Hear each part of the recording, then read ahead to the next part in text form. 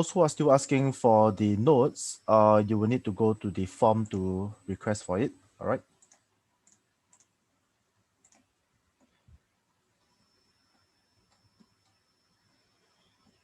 No, you do not need to fill it up again. Okay, you do not need to fill it up again.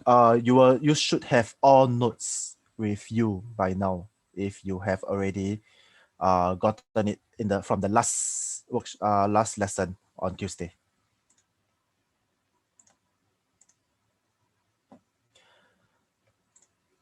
If you just fill up the form 2 hours ago, you need to give us some time.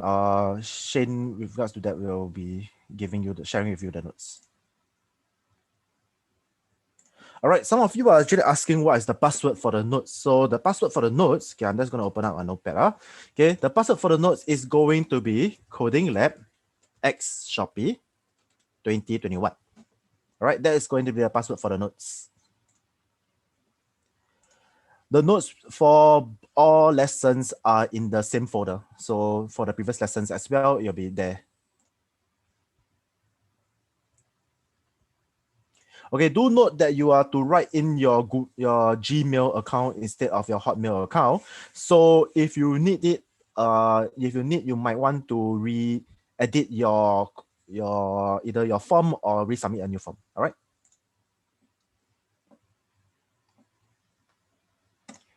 You will first have to fill up the link. I'm going to type in the link to the chat so that everyone can see, and then you have to request for the notes through that form.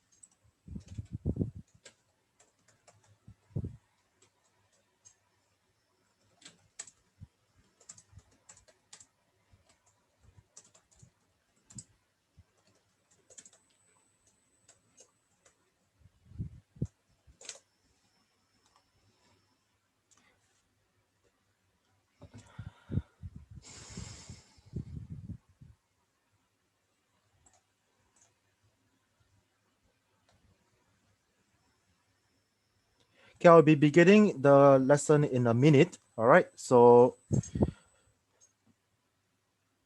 okay,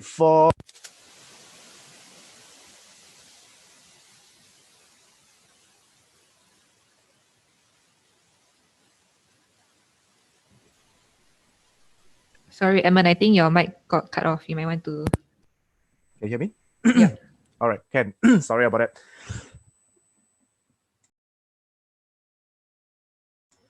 All right, so previously we have done about cases and then our persistent storage of files. Okay, we're using our pickle, right? So this time around is going to be about inheritance. All right. And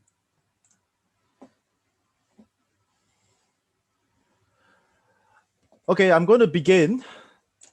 Okay. Right. So welcome back, everybody. I hope most of you, I see some familiar names in the participants. All right. So previously, today we are in for OOP with Python. Okay, we are going to do Unit 4, which is inheritance. All right. So some quick review of prior sessions, which is our Tuesday session. So by now we are able to actually create a custom class with attributes and methods. So attributes are basically like your variables of your class, while methods are like your function for your class, right? Then we also created instances of a class where we created our square. No, did we? Yep, we did. For our to-do list, yes. Okay. So this time around, we are going to learn about inheritance. and understanding inheritance. Okay, so what is inheritance in OOP, our object-oriented programming? So it actually enables us to actually a new object or class to take in the properties of an existing class. So like for example, vehicles. So if let's say the vehicles is our parent class, then the individual vehicles like cars and trucks are going to inherit or take on the properties of vehicles, right? And they are going to share similar properties as well. Okay, maybe like having wheels, having engines, and so on and so forth. Okay. So the class that other classes inherit from is what we call a superclass. Okay, and then the class that inherits from a superclass is what we are calling a subclass. So inheritance actually models a is-a relationship. So like if it's like for example, circle is a shape, car is a vehicle, so on and so forth. Or like uh children or child is a person, right? So on and so forth. Okay. So example of inheritance, like what I just mentioned for person. So they are like teacher and student. They are both person or human, or so they are going to inherit the person class. Okay, maybe a person will then have their first name and last name, then or maybe with their ID. Okay, so then the teacher will then have additional things like what school are they from, or what teacher ID, and then the student as well. So student ID and what class, so on and so forth. So another example of inheritance are going to be your shapes. You'll notice that there can be multiple inheritance. So meaning that if let's say the main class is a shape, where ellipse and polygons are going to inherit from shapes, then under ellipse, then circle is a subclass of our ellipse, as well as triangles and squares are subclass of our polygon. Okay, some might argue that say that this is rectangle, then square is going to be under rectangle, but yeah, you get my point. All right. So why use inheritance? So why we use inheritance is because it's more efficient, and it is the more efficient way of coding. You do not really need to rewrite all the code, which is going to be constantly the same. Like for example, your name and your first name, your last name, and your ID, so on and so forth. Okay, it's easier for maintenance, and it's also easier for you to make future changes. All right. So this is where we are going to experiment, okay, with our superclass and our subclass. So earlier, I mentioned about person class, okay, where every person is going to have a first name, a last name, and an ID number, right? Then a teacher class for this case, okay, is going to be a subclass of our person with the additional attributes where they are going to be a teacher ID and department. So how do we go about doing that? Okay, let me open up this. So if you still remember, all right, when I first defined a class, and then I'm going to say that it is going to be a person. This is my person class, right? And then I need to first initialize it, or this is the constructor where it's going to be your double underscore init, right? With yourself and the attributes that you need. So for example, it's a first name, your last name, as your ID. Okay. Then in there, okay, maybe let's not use ID, let's use ID number. All right. So in there is going to be self.first equals to first, self.last equals to last, and then self.id num equals to ID num. All right. Then there may be additional methods where, for example, I want to get out my full name. Okay, how about let's not do this first. Let's do our teacher class. So when we say that a teacher class is going to be the subclass of our person, okay, in other words, it is going to be our class teacher is coming from person. Okay, where, okay, in it, where our constructor Okay, it's going to be self. What do we need in our teacher? We need our first name, we need our last name, we need our ID number. We also need our teacher ID number as well as our department. So over here, it's still going to be first, last, ID num. Sorry. Yeah, it's still going to be first, last, ID num, followed by your teacher ID, TID, and then followed by your department.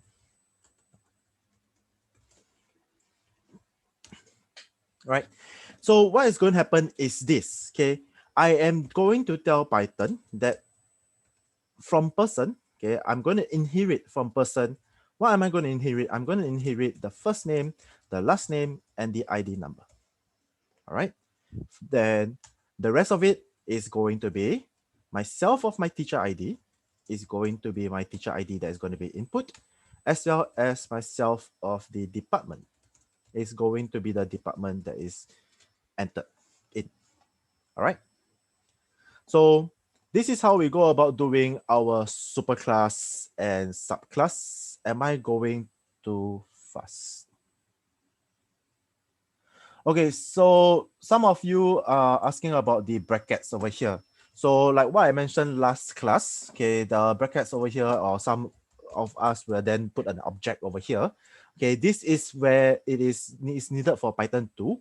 However, the moment we reach Python 3, actually, it automatically does that. So if you just leave it out, it is fine as well. Okay, init is your initializing. Okay, initializing.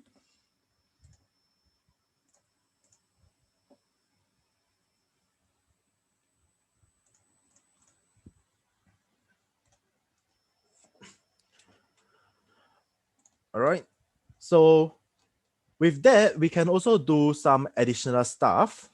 Okay, what other additional stuff can I then do is like maybe I have a method where I'm going to get the full name of my user, my object or person. Okay, so of self, this is a method. Then what do I want to do? I just want to return. Notice that this is just the full name. In other words, all you are going to return is your self.first plus a space, don't forget about that, plus your self.last. This is the full name of your user. Okay. If you want the full information of your user, you will then need additional stuff like self.first plus a space plus your self.last, then followed by maybe one comma space, ID is plus, and this is where we are going to put our self.id num. All right. So now this, you can actually define as many functions as you are, not functions, methods as you want. Okay, but this is just for you to include into your name and everything. All right. So one thing to note is that when you create a class, okay, for a subclass, okay, you must define that it is going to call the superclass out. And so therefore, that's why we wrote a person.initialize, okay. This is calling the superclass initializer to initialize the attributes, all right. In other words, everything, for example, okay, notice that I require a first name, last name, and an ID number, as well as my teacher ID and department. My first, last, and ID num is going to come from my person class. The rest is going to be, it's going to go into my ID class, all right? And then we are going to set the additional attributes accordingly. So let's say, for example, now if I were to run my code, let me close this. So let's say, for example, now I have to run my code, and let's say I say that Edmund is a person, right? So Edmund is a person. Then I need a first name, so his name is Edmund. His last name is Tel, and then his ID number, maybe let's go, right? So now I have created a person called Edmund, right? Then I can also create a teacher Edmund, where he's going to be a teacher of, okay, let's not have Edmund. Let's name somebody else. Lin. Lin. Maybe her surname is just the other way around. So followed by, now we need a teacher ID. So teacher ID, maybe T101, as well as subject coding. With this, we have both created a person as well as a teacher. Then I can do such a thing where if I were to print, okay, if I were to actually ask, if I were to ask for a admin dot get full info, this was our method. You'll notice that it's going to print my name as well as my ID number out. Okay. Similarly, if I were to say teacher Lin dot get full info, it is going to do the same thing without the teacher ID and the department, because your code only asks for first name, last name, and the ID. All right.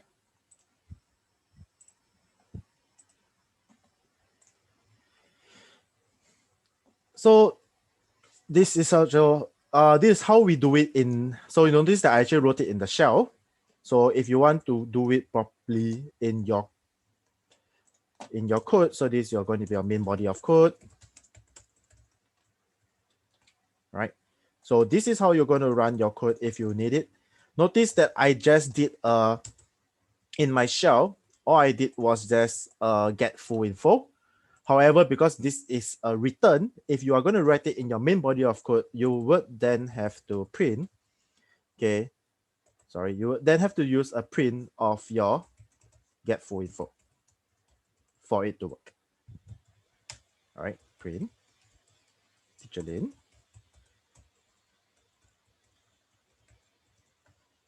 So if I run my code, you'll notice that it's going to be the same thing all over again. All right. Any questions?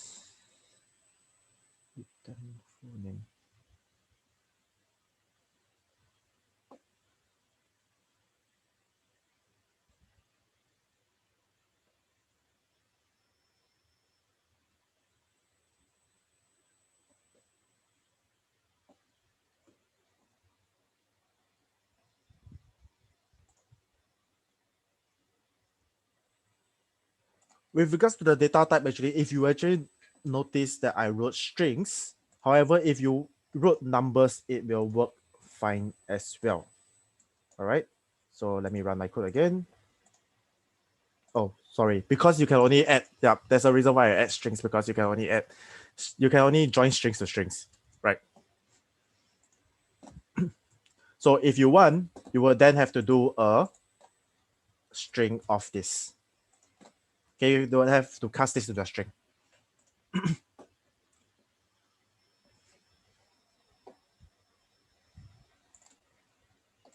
Okay, some of you are actually asking about if I want for my teacher to actually have her full details, meaning together with her teacher ID and her department. That is coming up soon. All right, this is where we are going.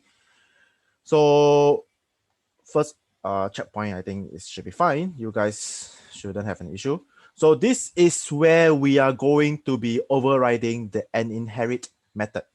Okay, what do we mean by overriding an inherit method? Meaning that we are going to use the same method, but this time around, our teacher is going to get a override of the get full info. So a subclass may override a method that it inherits from, inherited. But overriding actually allows the subclass to implement the method in the way which is more suitable for its purpose. So like what some of you are actually asking, whether my teacher can actually get a full info where it prints the teacher ID and the course or the department as well. All right. The underscore before the init and after the init is a double underscore. Yes. All right. So like what I mentioned, so for example, I will get full info. Okay. So what we are going to do now is we are going to override the get full info method for our teacher subclass. So that it can actually return all attributes, okay, meaning our teacher together with our teacher ID as well as our department. So this is where we are going to go about to override. So this is our overriding. Am I spelling it right? O-V-E-R-R. Yeah. So overriding the get full info method. Okay. So same thing. It is going to be called the same method, get full info of self. Right. The only difference now, we are going to return. We are going to also tell Python that we are going to use our super. Okay, super meaning our parent class. Okay, we are going to use our parent class method, which is get full info. But this time around, we are also, we are also going to add additional things to it. So like for example, this is, so originally we had first name, last name, comma, ID, then your teacher's ID. Sorry, not your teacher ID, your person ID. Then maybe I can then say a comma, teacher ID, and this is going to be your self.tid plus followed by lastly from space. So let me open this huge. All right. From space. And this is going to be your self department plus space department. Now, when I do this, it is going to overwrite my parents method. Okay. And when I do a print of teacher's link get full info, it is going to then say her name, her ID, her teacher ID, as well as from which department she is coming from. All right, I hope I answered those questions for you. So the super is basically your parent class. All right, this super over here is basically your parent class, which is the person class, which is meaning that we are going to our parent class to get the method, which is our get full info method. All right. Unfortunately, there will not be any recording of this sessions.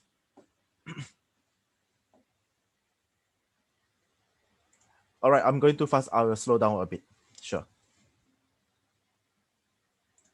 Yes, methods are, in a way, if you want to think of it that way, are functions of your class.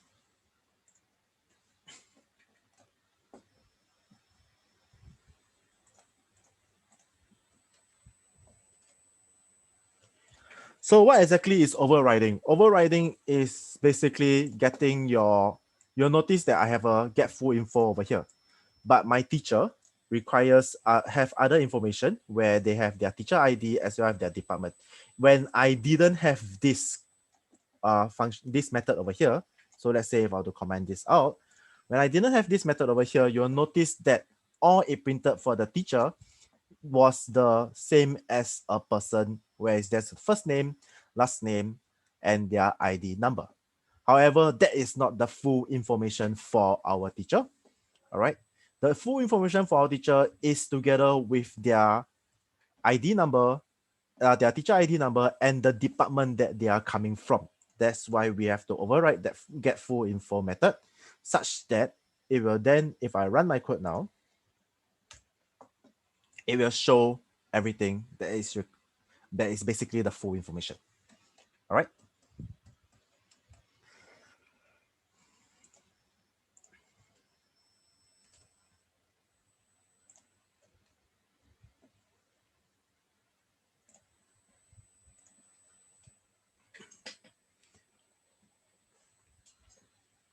So this is basically what I just said. You can override the method by defining a method. with the same name. All right. So now I'm going to give you maybe about 10 minutes to try it out on your own, or is 10 minutes too long? No worries. Okay. Take 10 minutes. I'll answer the rest of the questions in the meanwhile.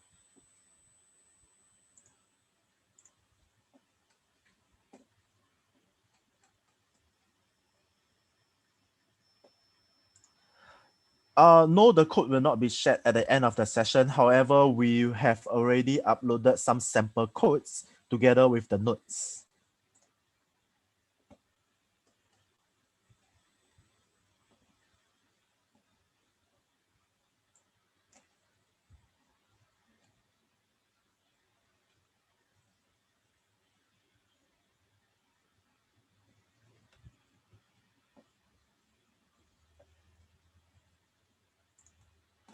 Yep, so the super with the brackets is going to be referring to the superclass.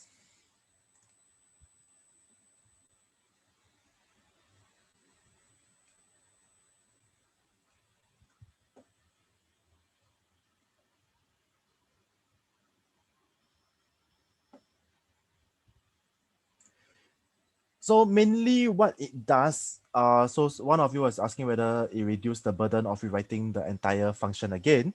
Mainly what it does is because now currently under my person class, there is only a teacher. If I were to have teacher and student, I would want to have all the information for the student and the teacher when I just say dot get full info, but it is going to be different types of info for both. You see what I mean? Because like if for students, they will then need their class as well as their student ID. However, for the teacher will then be their department and their teacher ID.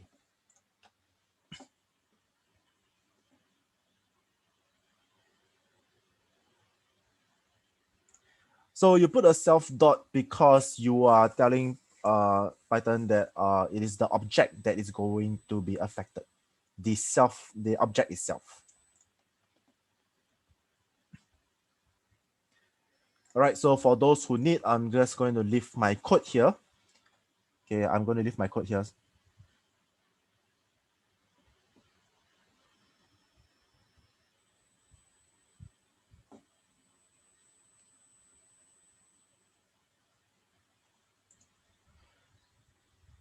Yes, so the class that is inheriting from the superclass is the subclass.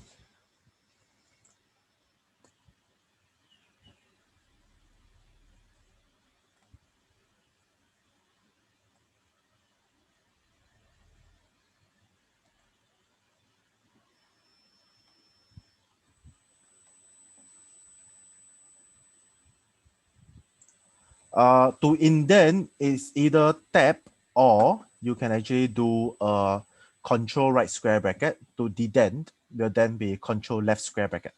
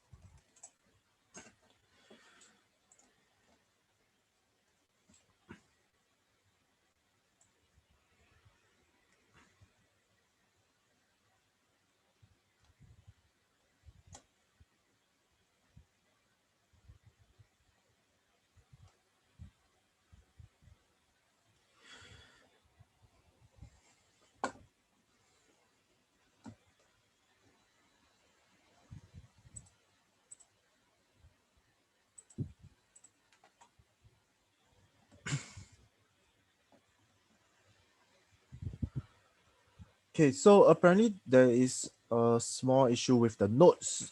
Give us some time. We will get it fixed and we will get it all shared out with you guys. All right. The sample codes for those who already have it is in a folder within the folder that I shared with you. Will the code still function if you didn't indent it? No, it wouldn't.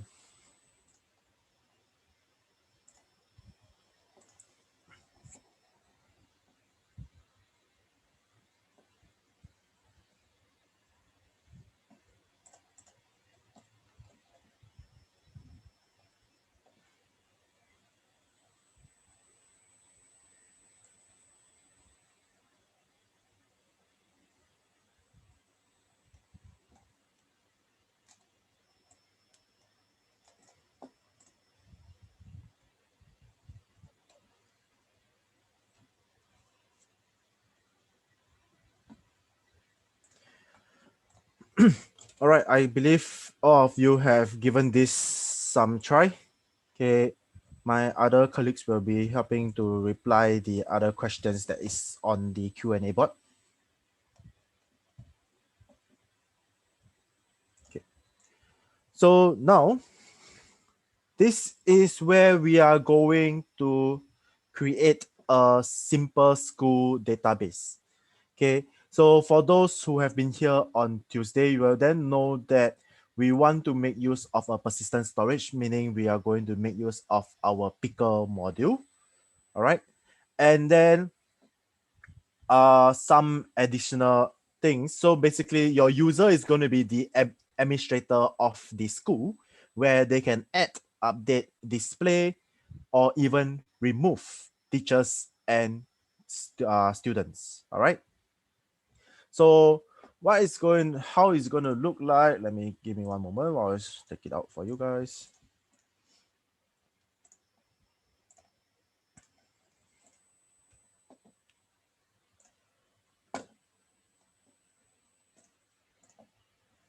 Right. So how it's going to look like is this. Okay, the first time you have the file, it is going to be creating a new file, and then you are going to ask the user what do they want to do. So let's say, for example, they want to add a new person, and the program is going to ask them which entry do they want to add. So maybe I want to add a student, and then a student name, maybe Alex, and then done. NRIC number, student school ID, so maybe S12. Form class, maybe we have a E3. Right. So now I have a student in my list. If I show my student, okay, you will have a list of students. His name is the first student, his name is Alex Tan, so on and so forth. If I were to add another student, let's say for example, this time around her name is Michelle, and then maybe Lim, and then this time around her IC number is this, and she's S13, she's in the same class. And if I were to show all my students, you'll then notice that both of them will appear. Okay, let's say I make an error. Okay, for example, Michelle is not supposed to be from class E3, so you should be able to then update. So I'm going to update entry number 2, which is Michelle. And what do I want to update? Okay, which field do I want to update? I want to update her class. And oh no, what's happening? Okay, let's cancel this first. One moment, let me fix this problem.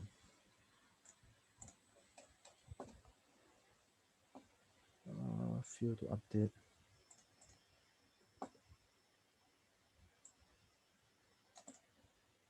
Okay.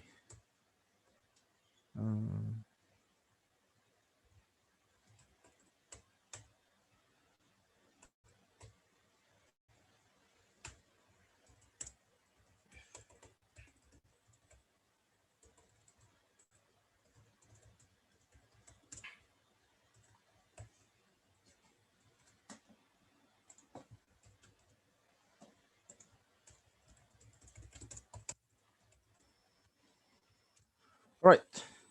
Okay. Sorry about that. Let me redo that again. Student, add a new student.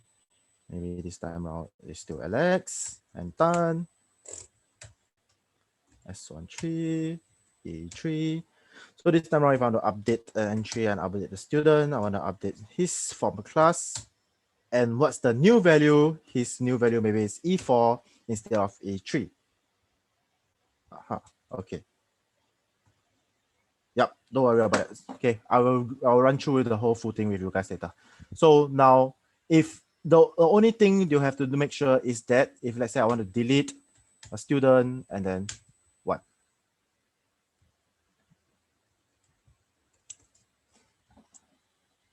All right. Okay, so this is how it is going to look like. This is what we want to be done. Okay. And what we are going to do then is to first start anew.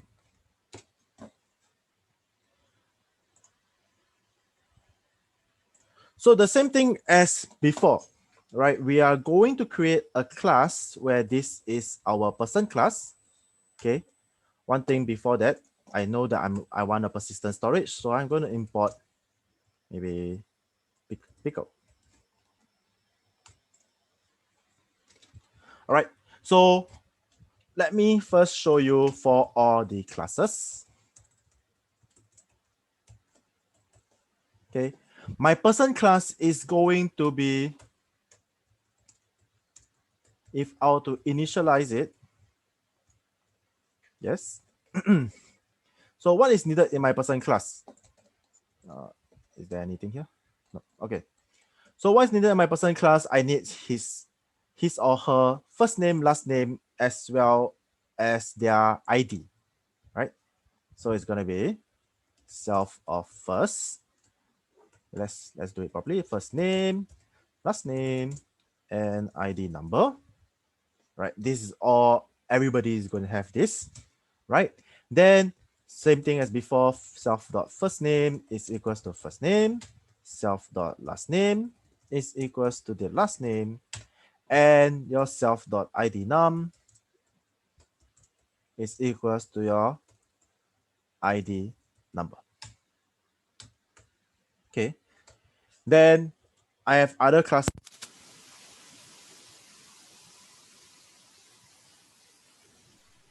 Sorry, Edmund, your mic again. Is it better now? Yeah. Can you hear me? All right. So sorry about that. Okay. So we have our class which is teacher, and this teacher is coming from is going to inherit from our person class. Okay. Same thing as before. We are just going to do a initializer where is going to be the self of the first name, last name, ID number, the teacher ID.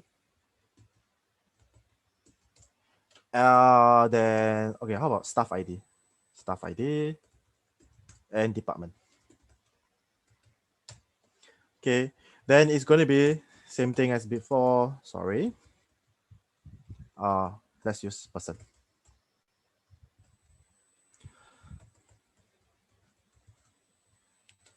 Okay, it's going to come from self, first name, last name, ID. Then we have our self.staff ID.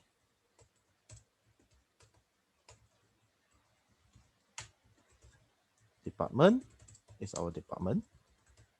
Okay, then we also have our student.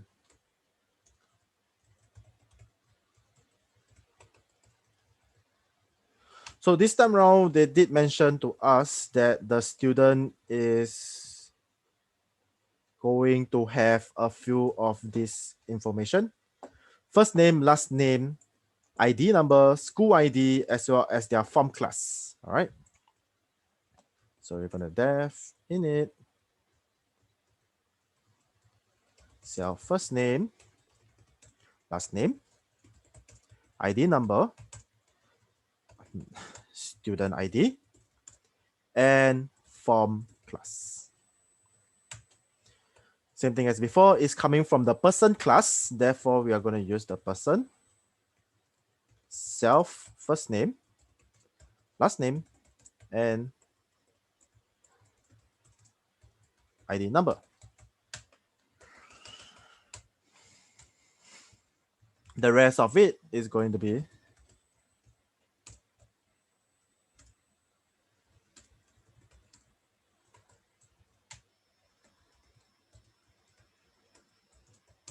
ID num. Oh, wait a minute. This is not ID num. This is form class. All right. So now we have created 3 classes. Right. The first class is basically our parent class, followed by our two children class, which are going to be our teacher and our student. Yes. So same thing as before, we are going to call out a method such that we are going to get our, for this time around, we just want our full information.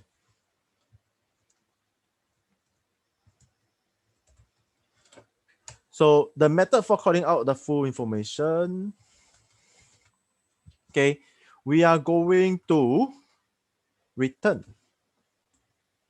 Actually, let's have full name as well, since we have done it before just now. Def get full name.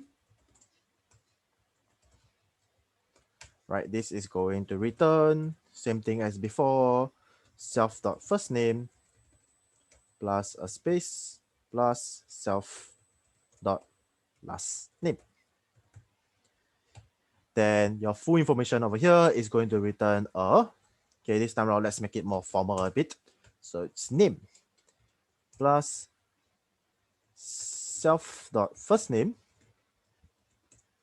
plus your space and then your self dot last name plus, maybe now this time around, ID number plus self.id num. All right, so this is how we are going to write our full information this time round. So same thing as before, our teacher is going to inherit that function, but we are going to override it as well. So get full info,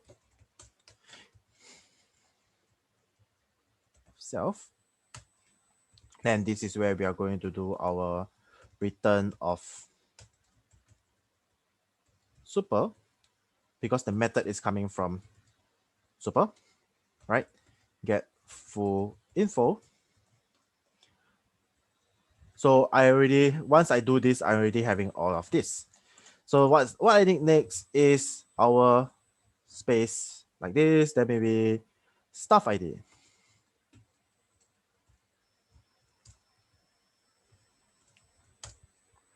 So this is going to be my self.stuff ID plus another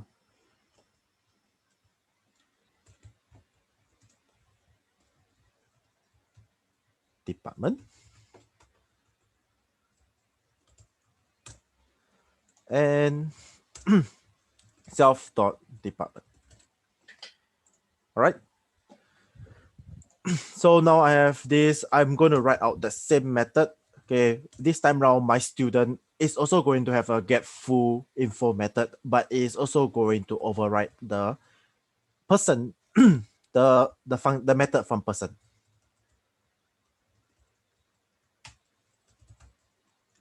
Super get full info.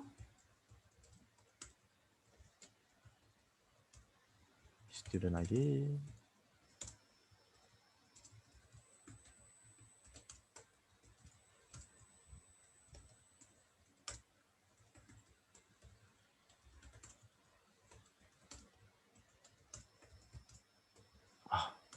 One moment.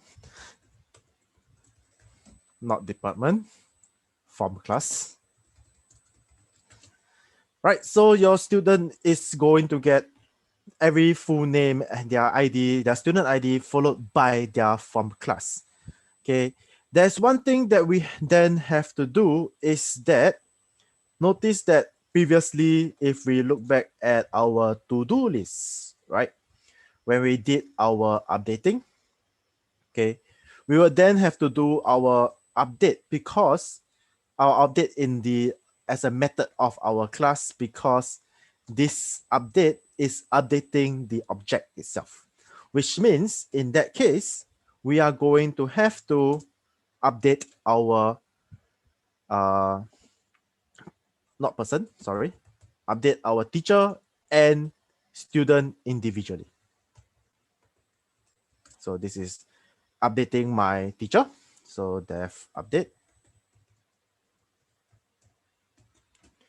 So it's going to be the same thing as our to-do list where we are going to use a few and new value, right? But this time around, the only difference is that I'm going, okay, all info is still going to be self.getFullInfo. So I'm going to store my old info, and then when an update, it's going to tell me, okay, this has been up from the old info has been updated to the new information. All right. So old info equals to this, then if few is equals to 1. So what is 1, what is 2, what is 3, so on and so forth. 1 is basically going to be the first name, 2 is the last name, 3 is ID, 4 is staff ID, 5 is going to be your department. So if few is equals to 1, which means that now our self first name is going to become our new value. If few equals to 2, we are going to change our last name.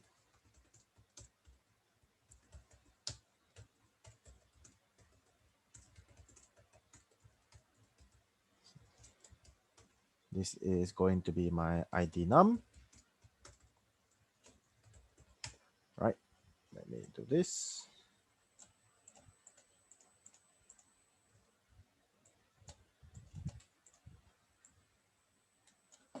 Staff ID and department. Okay, then we are going to store the new value. So this is our new info. It's going to be our self.getFullInfo again. All right, and then I'm going to print to my user that I have updated. So updated, then a new line. Okay, then plus now this is going to be all info plus followed by a new line first, 2, then another new line plus new info. Okay, so basically I'm just going to tell my user that I have updated from this old info to my new info.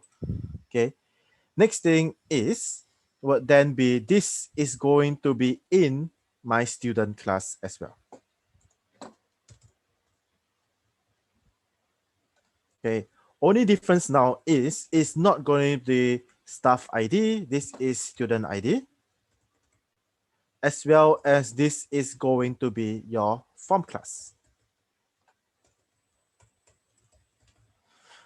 Everything else will stay the same. So far, so good. So Pickle is your persistent storage for files.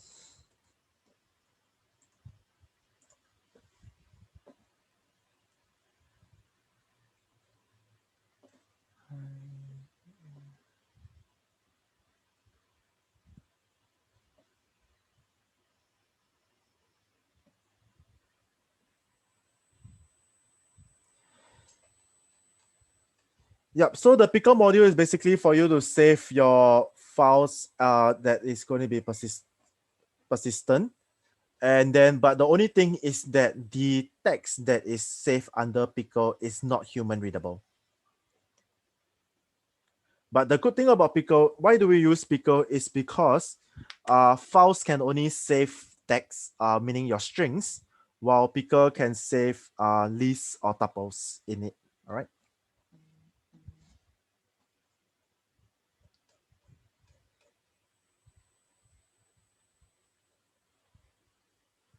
Why self.id num? One moment. Did I make an error? Yep, I made an error. Okay, nice catch. Self.form class equals to form class.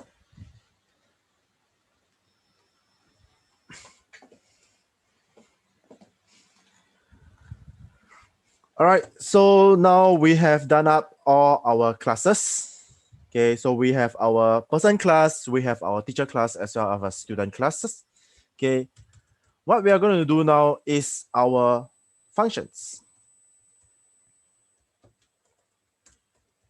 Okay, so for functions, we are going to do them according to whenever they are needed. So this is our functions, and then what we have is our main body of code.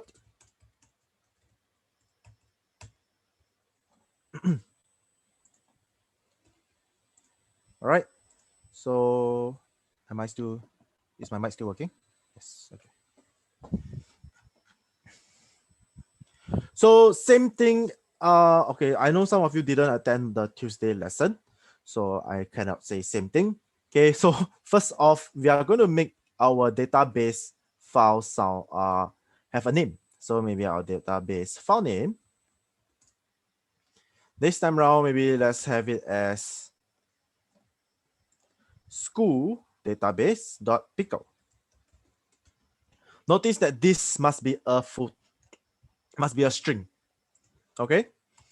What's going to happen now is this: we are going to do a load. So this is where we are going to make use of our try and accept. We are going to load our data from the pickle data if it exists. So this is where we're going to make use of our try and accept. So what we're going to try, okay, I'm going to try file equals to my data open. Sorry, file equals to open. Then this is my database file name. Okay, notice that whenever if it exists, all we want to do is read it first, because we want to then load out our list that we had previously. So in our file, so this is going to be reading.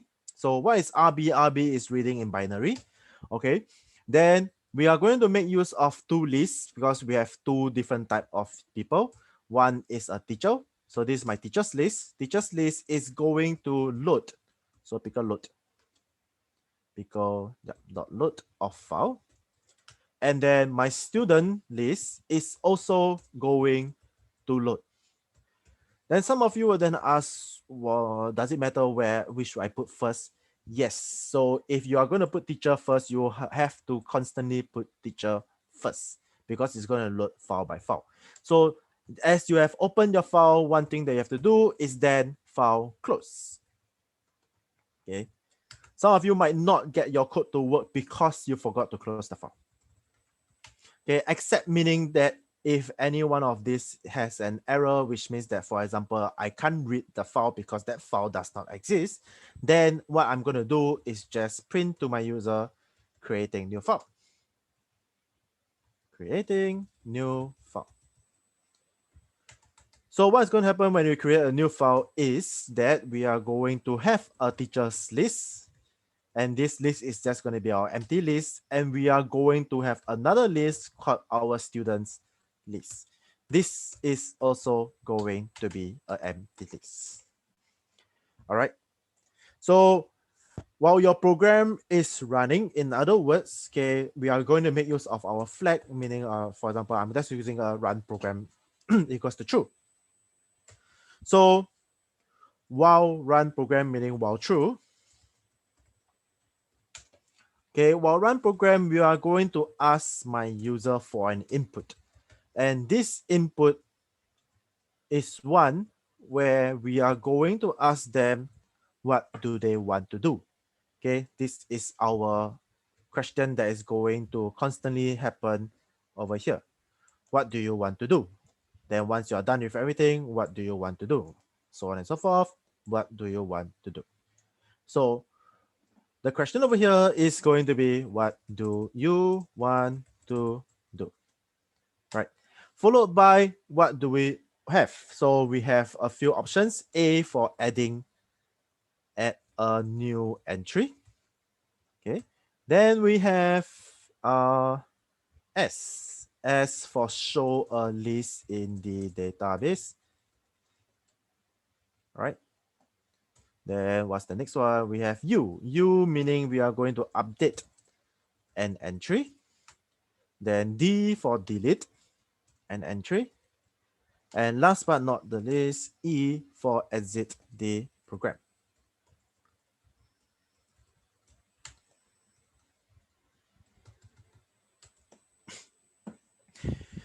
One thing that I'm going to do, I'm going to make use of my string methods where I'm just going to cast it all to the lowercase so that it doesn't matter whether my user actually entered a capital A or a uppercase A or capital S or a lowercase s. It doesn't affect my code at all.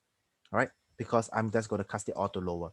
If you're going to cast it all to lower, then the conditions that you're going to make use of. So let's say, for example, if user equals to something, this you have to write it as the lowercase because you are casting it to the lowercase. If you want it to be, if you want to type here the uppercase, then you have to cast it to the upper. All right. So if user equals to E, I'm just doing the most easy one first, where basically it is just going to save the file, right? So this is where we are going to save the file, and then meaning that I'm going to tell my user, okay, saving data to file. Please wait. All right, then maybe this is what we are going to do. File equals to open. So it's the same thing as what we did over here when we are trying to load. This is going to be our database file name. But the only difference now is that we are not going to read on it. We are going to write on it.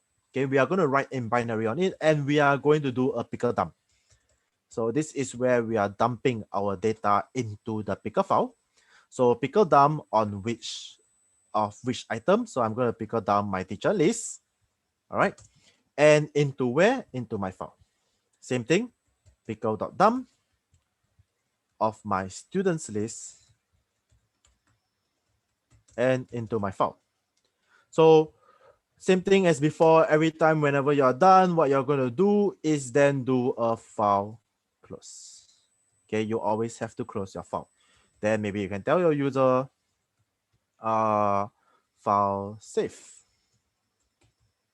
Okay, thank you for using our system or something like that. Thank you and have a nice day. Right? Then one you have to do is you have to change the run proc to be false. This is where you are going to stop the loop. Okay. For those of you who actually know about break commands, you can just do a while true and then you're going to do here is a break. But for the more easier, the more easier way is just do a flag. Okay. Next thing, elif. Elif, now let's look at it one by one. Okay, elif my user entered A. So I use an upper, so I have to use uppercase. Okay. Elif my user entered A, then I am going to ask my user, am I going too fast? Let me check. All right. So if my user entered A, I then have to ask my user whether they want to add a new student or they want to add a teacher. Yes. So this is where I'm going to create a function where I am going to prompt, okay, for an input. Okay, and in here, the argument is going to be the message that is going to be written by my later on. Okay, so first off, the selection is going to just be an empty selection. So why is this happening? So what I'm going to write here is just that while the selection is not S, or the selection is not T. So if the selection is not S or T, it is going to constantly ask my user, meaning it's going to constantly have an input of the message. All right. And then because it's all in uppercase, so upper. Same thing. Then once this is done, meaning that we have gotten either a S or a T, then what we just want to do is return this selection to our user. Okay. So over here now, this is where we are going to write in our code. Okay. If I were to add, then my selection is going to be a prompt user for input. So it's a prompt for input of the message. So this message, what is this going to be? Okay, this is going to be another one like this, where it is going to say, which entry do you wish to add? Okay, then we have to give them their options. So S for students, T for teachers, and then maybe just this. Okay. Just to play safe, I'm just going to make this not lower, upper. Okay. Now, if selection is equals to, we have students. So if we have students, we are going to have one where it is going to be for teacher. Right. So if it is for students, then we are going to make use of our another function. All right. This function now is going to be firstly for our add new students. Okay. We are going to add a new student, okay, in our function over here. And what are we going to add? This is going to be our list to add. So over here, I'm going to write a list to add. Okay. We are adding it to our list. So what are we adding to our list? It is going to be a question where we are going to ask our user for their first name. So this is going to be an input, student's first name. Then their last name.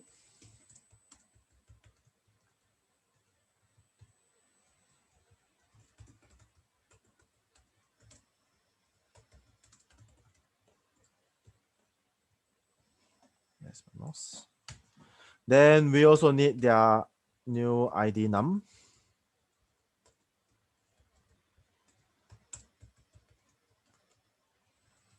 Students ID number.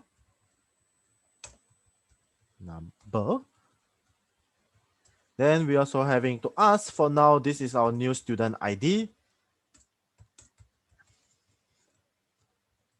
Students ID, student ID.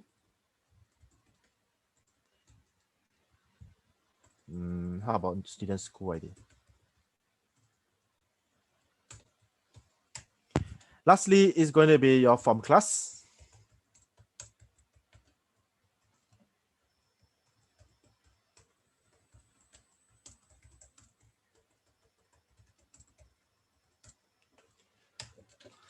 So what is going to happen after asking all these questions? Okay, after asking all these questions, basically we are going to create a student so-called object. Okay, we are going to create a student instance, which means that now, this time around, it is going to be our new student. Okay, our new student is going to be a student. And what are the attributes? So the attributes are basically going to be their first name, their new first name, new last name, new ID num, new student ID, and new form class. So the new over here is not saying that the student have a new name. It's just saying that this is belonging to the new student. All right. Then we are going to append to our list. Okay, so list to add. Notice that I'm using a list to add because this is a local variable. It's not our global variable. So list to add is going to add in, okay, we are going to append into it our new student. All right. So what's going to happen over here? If selection equals to S, okay, I'm going to call this function which is calling add a new student. So add new student and the list to add, which is our students list. Okay. So similarly, if I have a add new student function, then I'll have a add new teacher function. Okay, why do they have to be different? Because this is student ID and this is form class, when this is supposed to be teacher ID and this is department.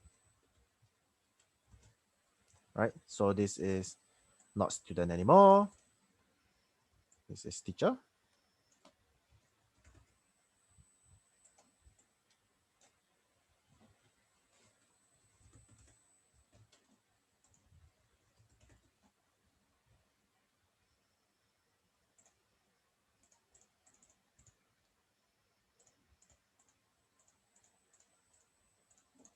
Okay, so this is going to be teachers, teachers, teachers.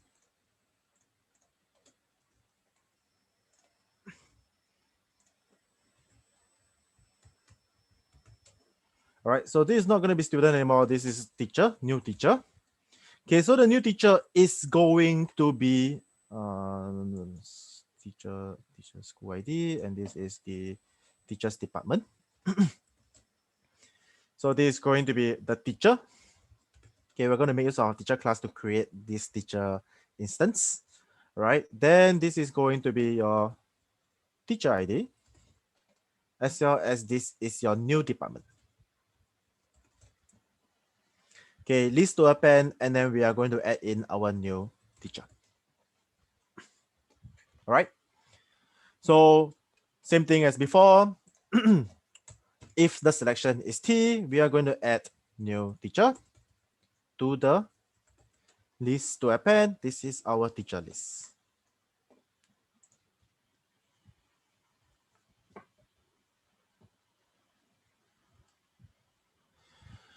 So the triple quotation is just so that we can actually write it out nicely this way. If you use a single string, you will not be able to press enter that to print it out that way.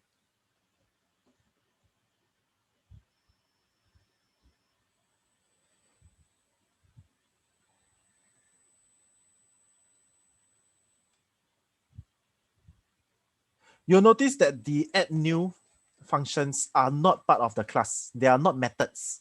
They are functions. So they are functions of the program, which are going to use the class to create instances or objects. Can I slow down a bit? Yes, I can slow down. I will slow down a bit. Will demo.py be shared with you? No, unfortunately not.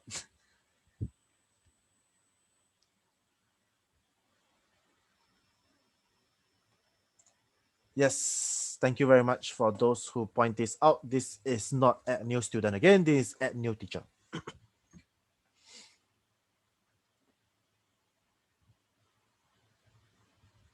Okay, I will slow down. I will slow down. So sorry about that.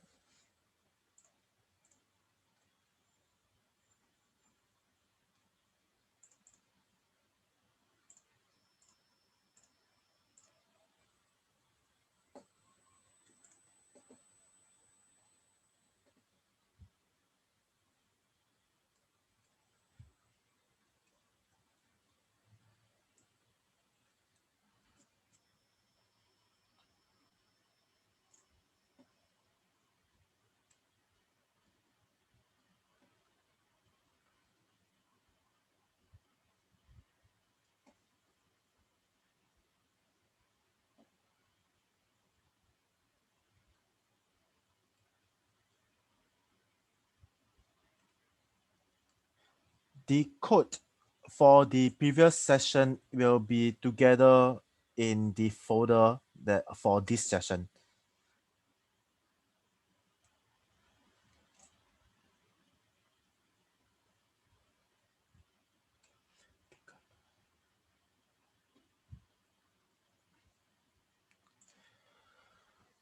So what's happening for picker load is that each time you load, it is going to get the first item, then you are going to load it again to get the next item. Or in our case, is our list.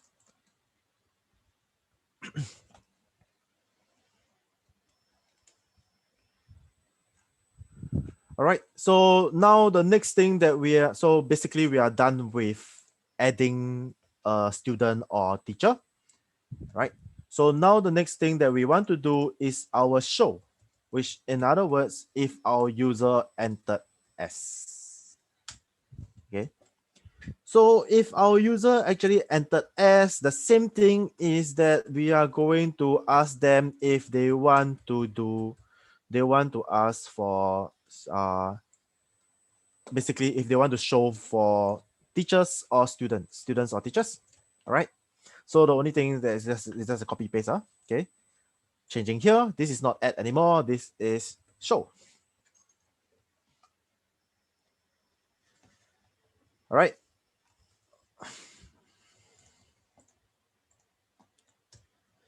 Now, if they selected to show students,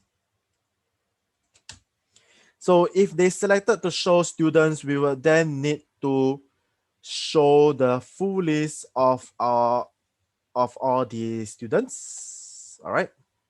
So in other words, this is where we are going to define a new function. All right.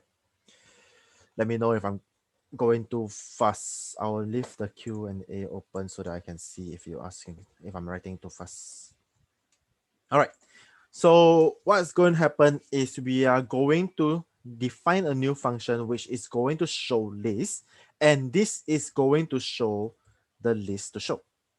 Okay. Just like what I mentioned earlier, this is just a local variable, just like an I for I in something. All right. Don't need to worry too much about it. So now the thing is, I'm going to check for the Boolean of the list to show. Why? Because if the list is an empty list, this is going to result as a output of false. And if that is false, meaning that nothing, we'll get, we will then put out our else later. So if this is true, meaning that it is not empty, then I'm going to say for I in the range of the length of my list. So this is basically all the indexes of my list, okay, of all the elements of my list. Then I'm going to also say print. Right. I'm going to print the string of I. Oops. I'm going to print the string of I plus 1 because our indexing is going to start from 0, but normal human don't count things from 0. We're counting things from 1, 2, 3 onwards, right? So followed by our special looking symbol over here. So 1 plus, now this time around, I'm going to get each element of my list, but each element of my list is an object, which is our class above. So what do I then need is my list of my list to show. I'm going to call out that element for the I value, and I am going to get its either so full information. Right. So what's happening over here? This is my list at I, meaning at the index I, meaning this over here is the object, right? Because each element of my list is an object, and I'm going to get to show the full information of my object, right? Done. Now the next thing is else. Else meaning my list is empty, meaning that I'm going to tell my user maybe something along the line where like error, there is nobody in this list.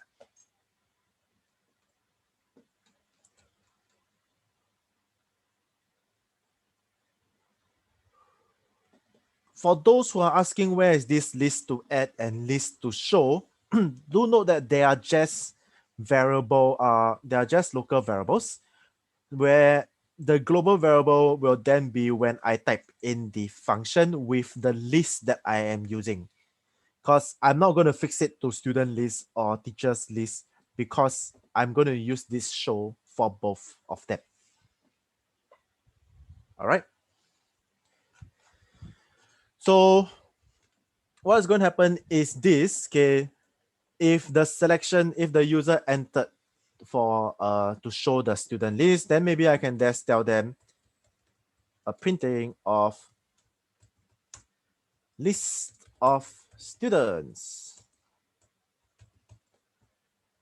right? Then I'm going to do my show list. Is it show list? Yep, show list of. So this is going to be my students list, because what I want to show is the student list. And then elif selection equals to T. Then print the same thing, just that this time round it's going to be list of teachers, followed by a show list. You can't fast forward this video because it's live. I'm so sorry about that. Of our teachers list.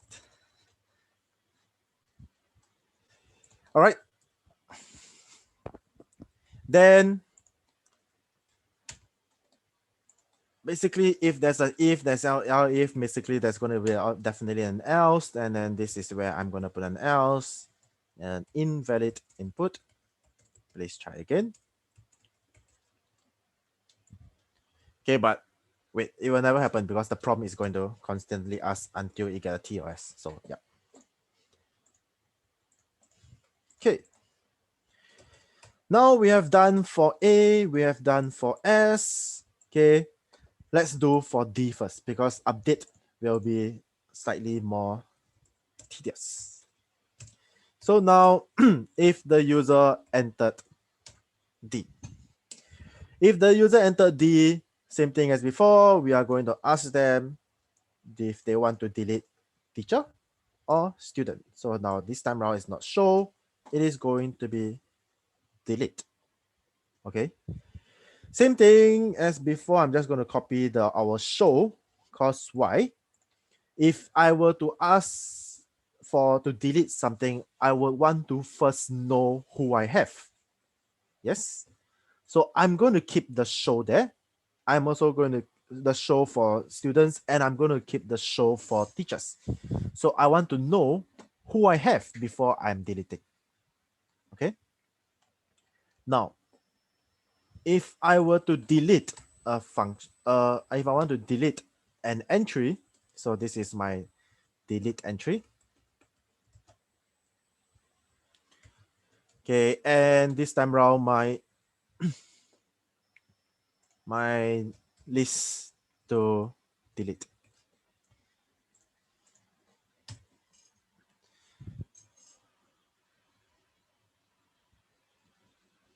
Oh, sorry, missing a in for I in range.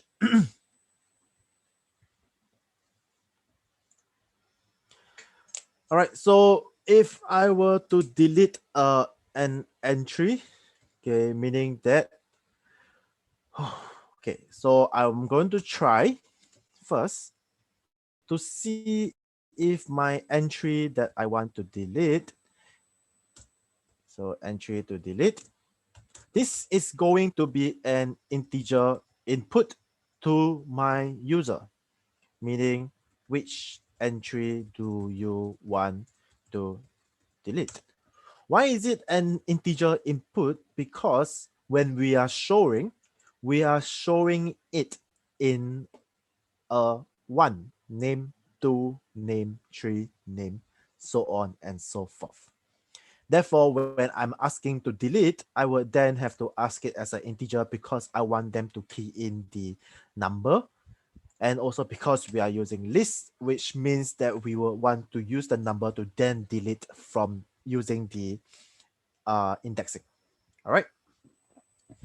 So this is going to be my entry to delete.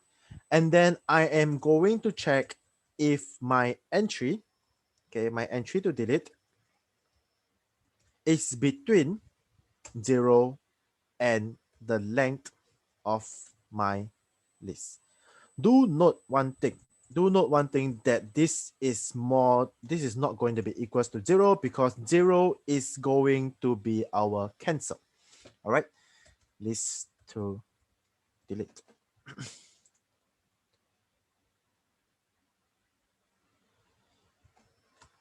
Okay, for those of you asking why I actually removed the else print invalid input was because in my prompt for input, I'm going to constantly ask my user S or T, because as long as it is not S or T, this is going to constantly load. All right.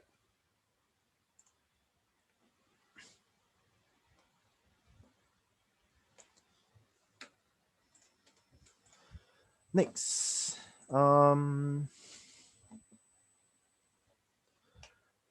if this is between the 0 and the length of my list, which means that the number is correct. Can you hear me? Yeah, okay. Which means that my number is one of the index that is being shown. So I'm going to tell, sorry, I need to first get a temporary data. Okay, temporary data is going to be from my list to delete. Okay. And then I am going to call out the entry to delete, which is an integer -1 because of indexing. And then I'm going to get the full info. Okay, why do I need a temporary? Because after I delete, I will not have this information at all. So I'm going to tell my user that I am going to deleting space plus temporary. Okay. Then once that's done, I am going to delete it away.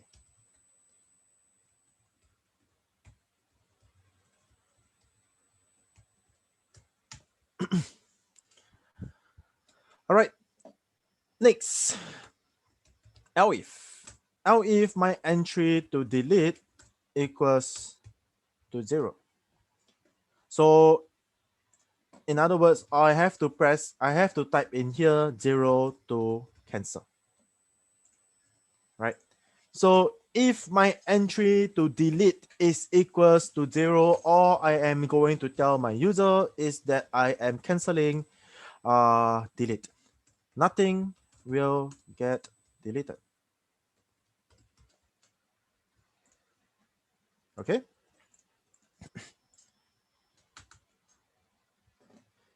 Then else meaning that they have entered a number outside of the length of the list, which means that we are going to tell the user this time around it is going to work. Invalid entry. Please try enter a number. Okay, so it's either the no, sorry, wait. Invalid, not please enter a number. This is going to be invalid entry. Okay. The please enter a number is going to be from our accept, because if in the event that they type in a input that couldn't be casted into an integer, this is where we are going to tell them to please please enter a number. Okay.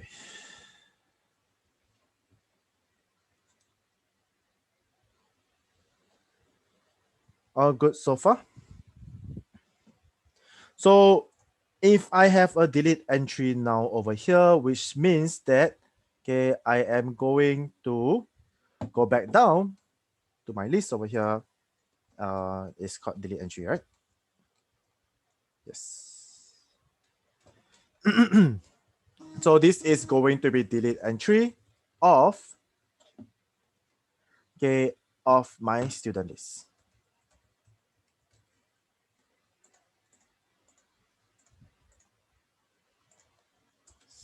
Same thing over here. This is going to be delete entry of my teachers list.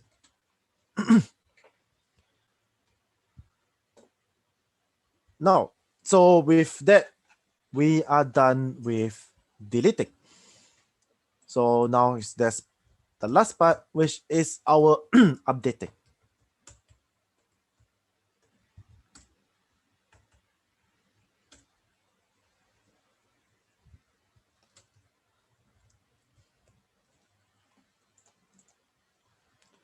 So for our updating, same thing as before, we are going to do a selection equals the prompt for input. And this time round, it is going to be update. All right. So which one do you want to update? Oh, am I missing a lot of things? Yes, I am. Then same thing as before, if selection equals to S. Okay, I'm just going to copy from show. Why do I want to copy from show? Same thing as deleting. Okay, if I will to ask my user, if my user want to update, they would want to then be able to see. They will want to be able to see the list first. Okay, the list of all the names. All right. Now this is where we are going to start doing our updating function. Update entry. Okay, so for updating entry, it is slightly different. Okay, because I am going to make use of I'm going to make use of the selection as well. All right. So I'm going to make use of the list to update. I am also going to make use of selection. So what is going to happen? Okay, we are going to try our entry to update is then going to be same thing as above here. Okay, integer input of which entry do you wish to update this time around. 0 to cancel. Same thing as before. If 0 is between our entry to update and our length of list to update,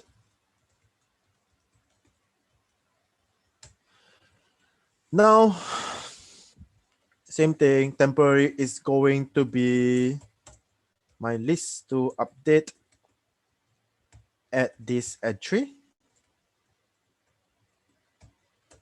-1, get full info. Okay, and then I'm going to print updating. Am I still too fast? Okay. So same thing, I'm going to print updating plus the temporary.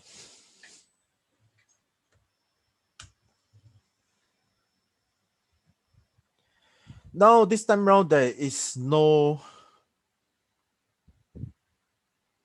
delete or anything because why? Notice that we have done a update method in our class previously. Yes, we have done an update method in our class right at the start of this notes, which means that now this time around we are going to make use of this. All right. So getting back to that.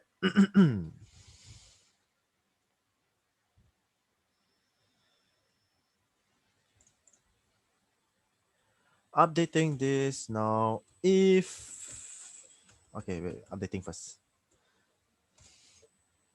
So if now because I have a S and I'm asking for selection. So if selection is equals to now this is capital S. All right. If it is S, then my field to update is going to be a prompt for update. Okay, it's going to be a question which I'm going to ask the user. So this is basically, what's that? It's an input. No, it's an integer input, sorry. This time around, the question is going to be this. So this is for student. So this is going to be, which field do you wish to update? All right. Which field do you wish to update? So it's going to be 1, first name, 2, last name, 3, ID number, 4, student ID number, 5, form class, and then 0 to cancel. Okay, so this is the question that I'm going to ask my user. Then I am going to check what is the value. All right. If this value is equals to 0, all I have to then do is tell my user canceling update.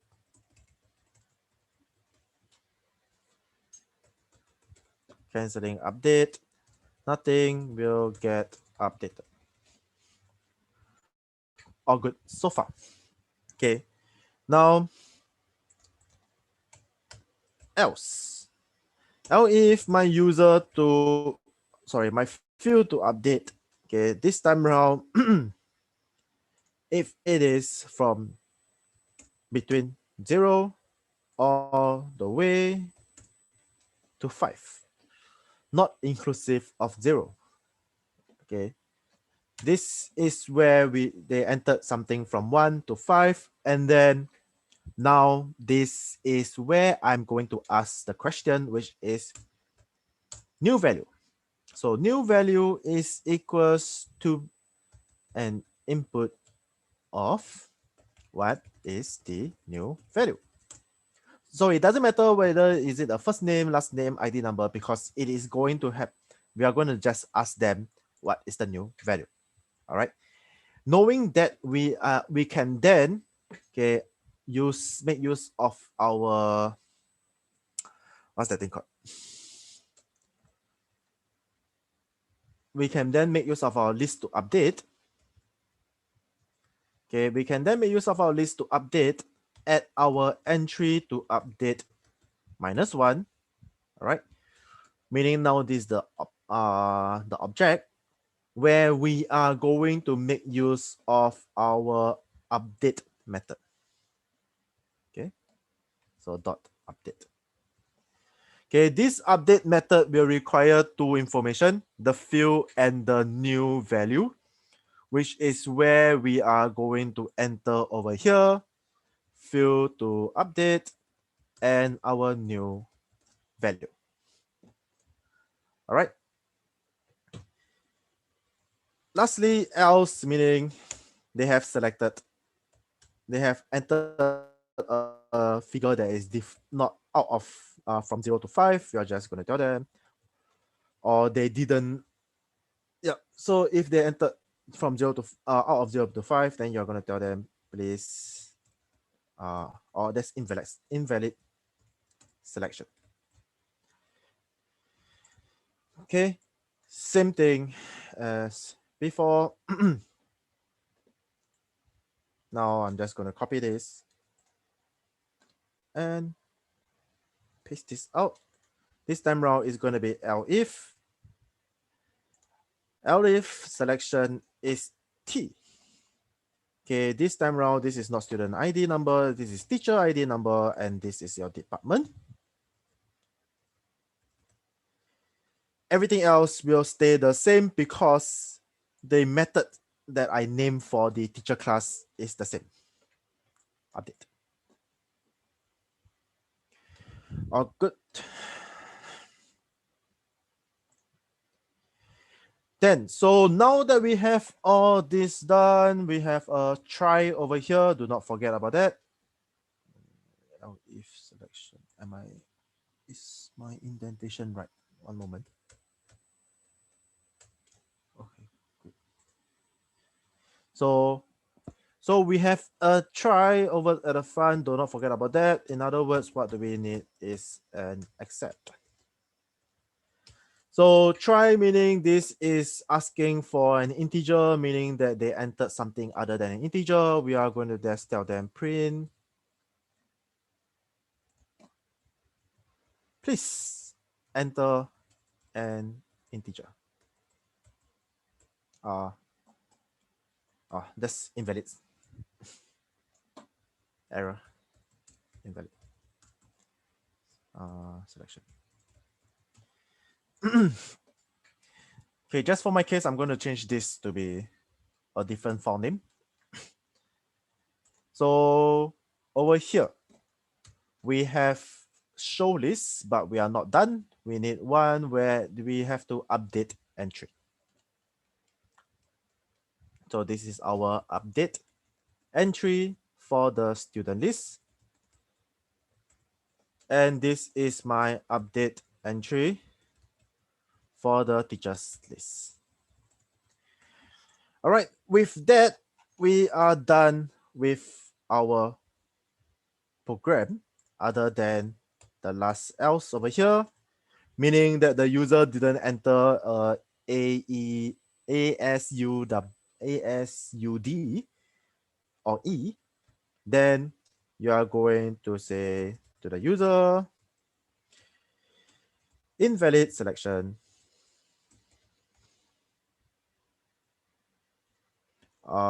Please try again. Right.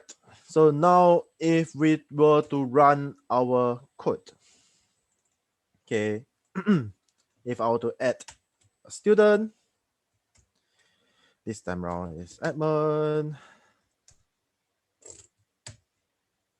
student 123 from class E1.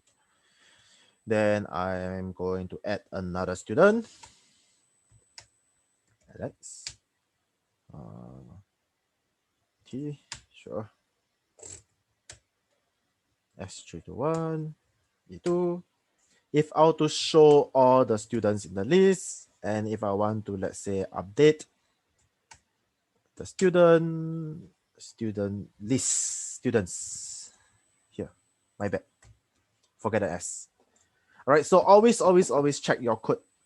Okay, always check your code when you are, run your code to check because you'll make errors as well. All right. Other than that, actually, everything is fine. I can send the code through the chat like the previous one, but it is going to take a while. But let's take a break. All right, let's take a break for 10 minutes, right? Then after which I'll pass it on to Lin. Am I passing? Yeah. Oh no, I will close this. Let me close the unit first. Okay, so what is inheritance and why do we use it? Okay, it is inheritance actually enables our object or class to take on the properties of another class. Okay, it makes coding more efficient. So this is just some questions for you to ask yourself. Okay, some of you are asking, I did not, if I forgot to my code to exit the program, no, I did not, because that was the very first thing that I did over here. All right, that is the very first thing that I did over here.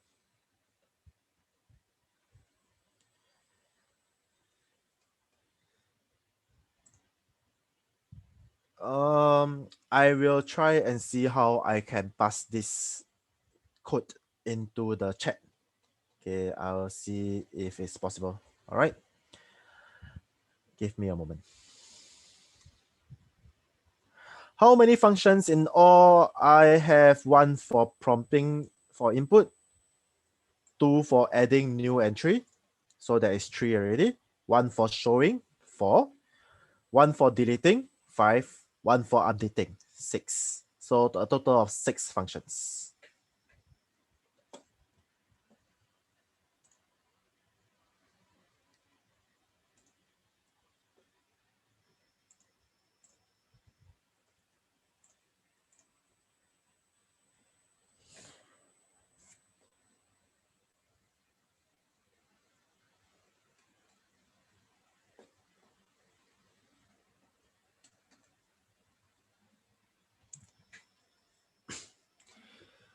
Can I show the update function? Sure.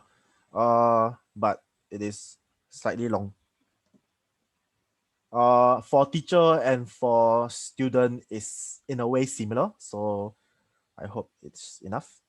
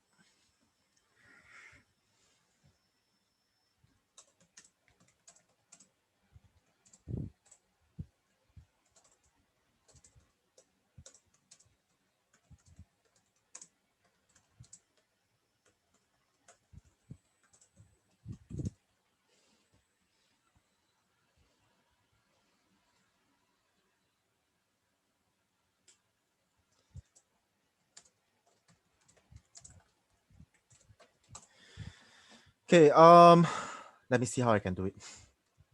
So last week what I did was not last week, last Tuesday, what I did was to copy it and paste it down, right? How about this time round? Let's do it this way. Okay. All of you press the screenshot button. Paste it out. Okay. I'm going to move on in 5, 4, 3, 2, 1. Okay, scrolling down. This is your student class. One moment. Let me make it nicely so that everybody can see everything. Okay. Screenshot 5, 4, 3, 2, 1. Moving down to add new teacher. Ready, screenshot. 5, 4, 3, 2, 1. Now moving down to for update entry. I'm just going to show the whole thing so that it's not so confusing. Then I'll move just slightly before being able to see that it is part of update entry. All right. So scrolling down now. So you'll notice that I personally like to, if it's update, I'm going to change everything in it to be update such that I don't confuse myself. Because sometimes as your code continue on and on and on, it's going to get way more and more confusing. All right. So screenshot in 3, 2, 1. Moving down. So this is your user selection. Okay, E is for your saving. So 5, 4, 3, 2, 1. Okay, then we have deleting and updating. All right, 5, 4, 3, 2, 1. Okay, I hope this will help all that need the code. Okay, I'm sorry I cannot find of a better way to actually send it in a way where you can just copy and paste. First screen again. Okay, LG. Here you go.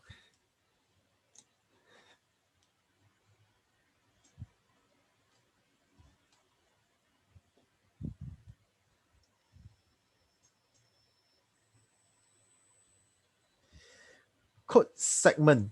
meaning the main body of code for A and U. I don't think they are together though. Let me check. A is above here. All right. Okay. Can.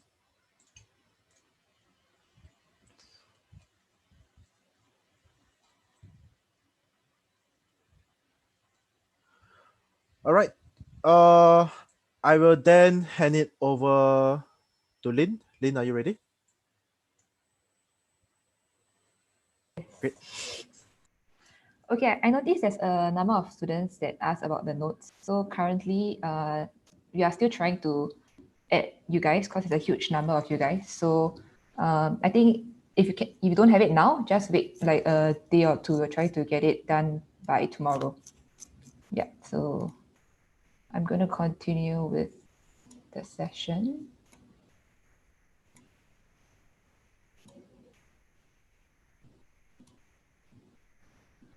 Okay, so we're moving on to Unit 5,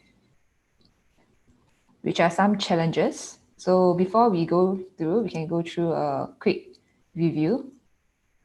So you guys learn about persistent storage.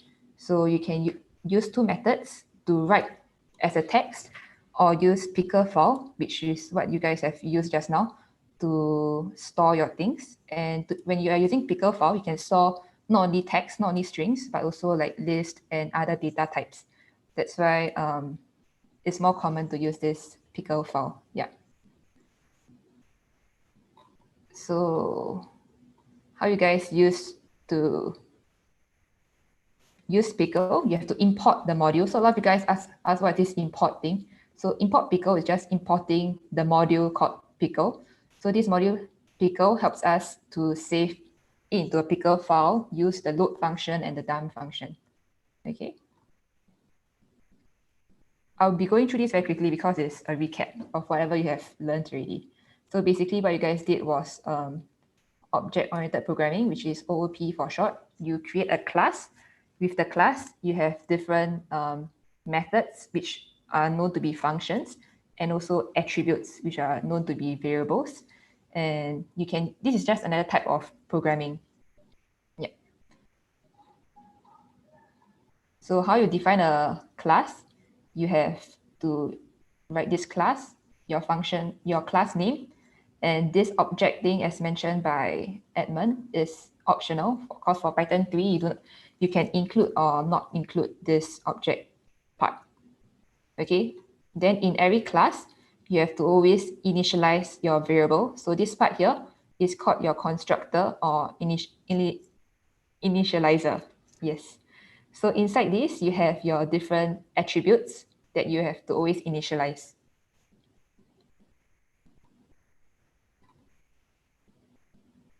So what is inheritance? Why do you use it? So basically, inheritance is like in your family, you inherit something from your parents, right?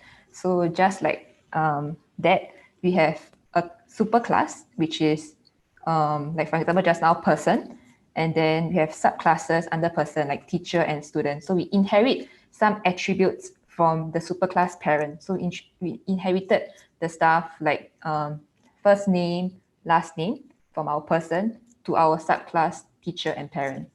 A teacher and student, sorry. Yeah, so it enables more efficient coding. So how do you create sub and superclass? You just, so person was a superclass. Now teacher is a subclass with the different attributes that you need. So over here, notice here they write person, init, self, first, last ID. So this person, you can replace it with super also, but if you replace it with super, you should not write this self part. So it's just super bracket dot init first last ID. Okay. Because I saw the chat and many of you guys asked whether can we use super or not.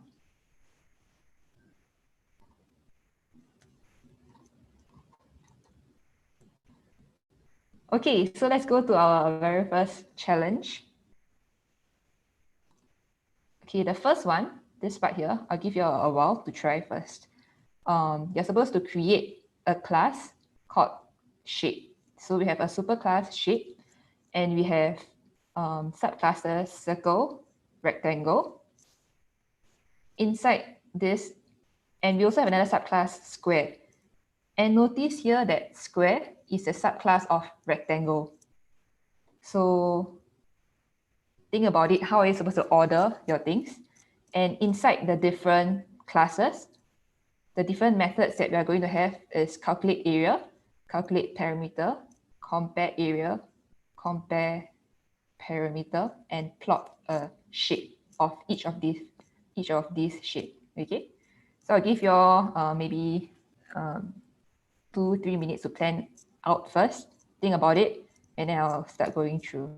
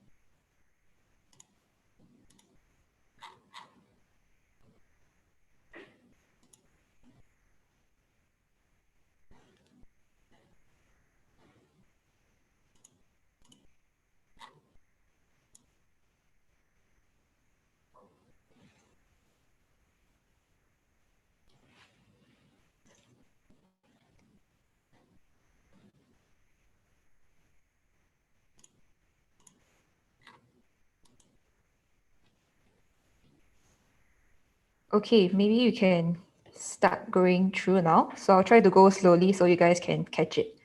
Okay, so the first thing that we have to write is our superclass shape. Okay, so to create a class, what we do is class, and my shape, my class name is called shape, right? SHAPE. And I have to initialize something, but for now, I will just leave it empty first, just include self. Okay, I'll explain later on what to add inside this part here. Okay, and the next part that we have is we have to create a subclass circle and rectangle. I'm going to create the first subclass called circle first. Okay, so I'll come back to here, so don't worry, this part here. Okay, so I'm going to create a subclass called circle. And my circle is a subclass, so my parent class or superclass is shape. And inside this subclass circle, I need to initialize my variables init. Inside, whenever I create an object circle, so I will need the variable radius, right? So this is from our primary school. Of course, we need to calculate the area and circumference in this case. And to calculate that, we need the attribute radius. Okay, so I'll initialize my radius variable. So self.radius equals to radius. Okay. And for this, I'm going to put in the first two, which is calculate area and calculate perimeter, which is easy. So the method to calculate circle area, I will need radius, right? So I will just return the area of circle is pi r squared. So to add pi, the number 3.14, blah, blah, blah, blah, we are going to use the function, or sorry, the module math. Okay, the module math, and we are going to use the thing math dot pi to get us the actual math, the actual pi number. So this math pi gives us a long pi number. And what we have to do is calculate the formula, which is pi r squared, pi times self dot radius squared. Okay, so that's the area. To calculate the circumference of the circle, I'll just name it perimeter. Okay, perimeter.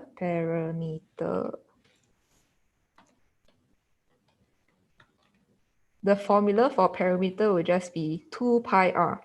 So 2 times pi, math.pi, times r, which is self.radius. Okay, so I do the same thing for my other subclass rectangle. So class rectangle, which is a subclass of shape. I need to initialize the variables. For this case, shape has the attributes length and breadth.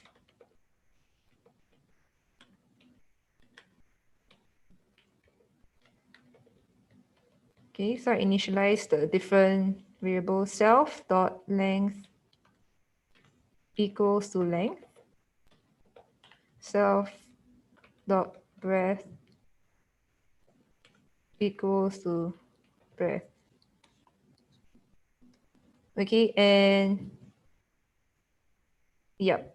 So to calculate the area for a rectangle, will just be, oops. I'll return the value self dot length times self dot breadth. So perimeter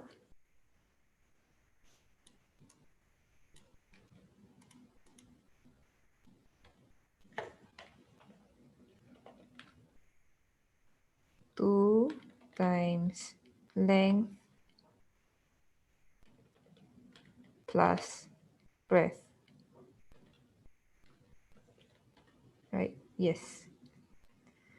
Okay, so this should be easy for you guys to get the area and perimeter for both your circle and your rectangle. Okay. So before I move on to the comparing part, I will want to write the square, which is a subclass of your rectangle.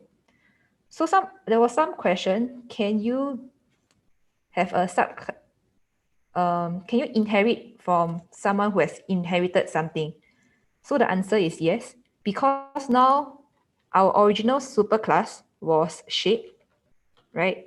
And then shape is the superclass of rectangle. And rectangle will be the superclass of square. Okay, so square now will inherit from rectangle. So let me show you how do you do that. So this part is just a comment.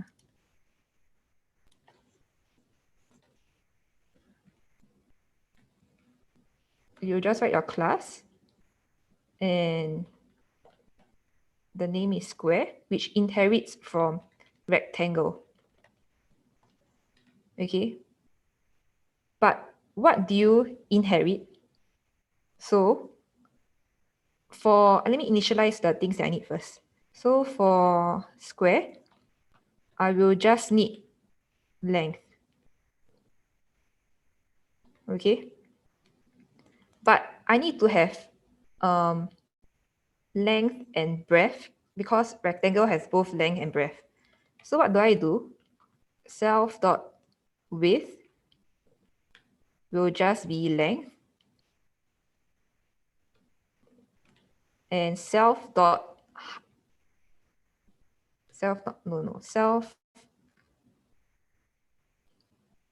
length and breadth. Self.length equals to length.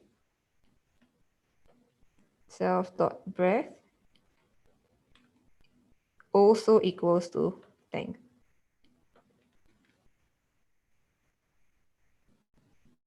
Yes. Okay. So that is for your square. So for your square, you don't need to write the methods area and perimeter because it will inherit from rectangle. Okay. Okay. So with that, we are done with area and perimeter for all our classes, for our circle, rectangle, and square. Okay, so now let's move on to the next method that we are supposed to create, which is comparing our area and comparing our perimeter. To compare the area, we have to have our original object, we compare with another object, right? So where do we actually write that method? We are going to write it under shape because all of them, all the circle, rectangle, and square are going to share this same method, which is I'm going to name it compare area or compare perimeter. So I'm going to write it at the highest place. So this method will be called compare area. But what am I going to write in this attribute here? We must have our original object, right? Self. And the other attribute that I'm going to write is the other object which I'm going to compare with. So this other object, I'll just name this attribute called other object. Okay. So the formula for this, I'll just to compare the area, I'll just take the original area divide by the other object's area. So to do that, I have to call your original object self and then put the method area on it. I divide by the other object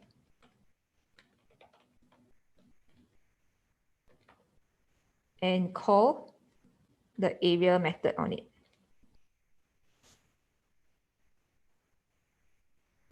Okay, so the same thing goes for our parameter, compare parameter. You have your original object self and the other object. And I'll just return the original object's parameter divide by the other object's parameter. Wait, self parameter, other objects parameter. Okay.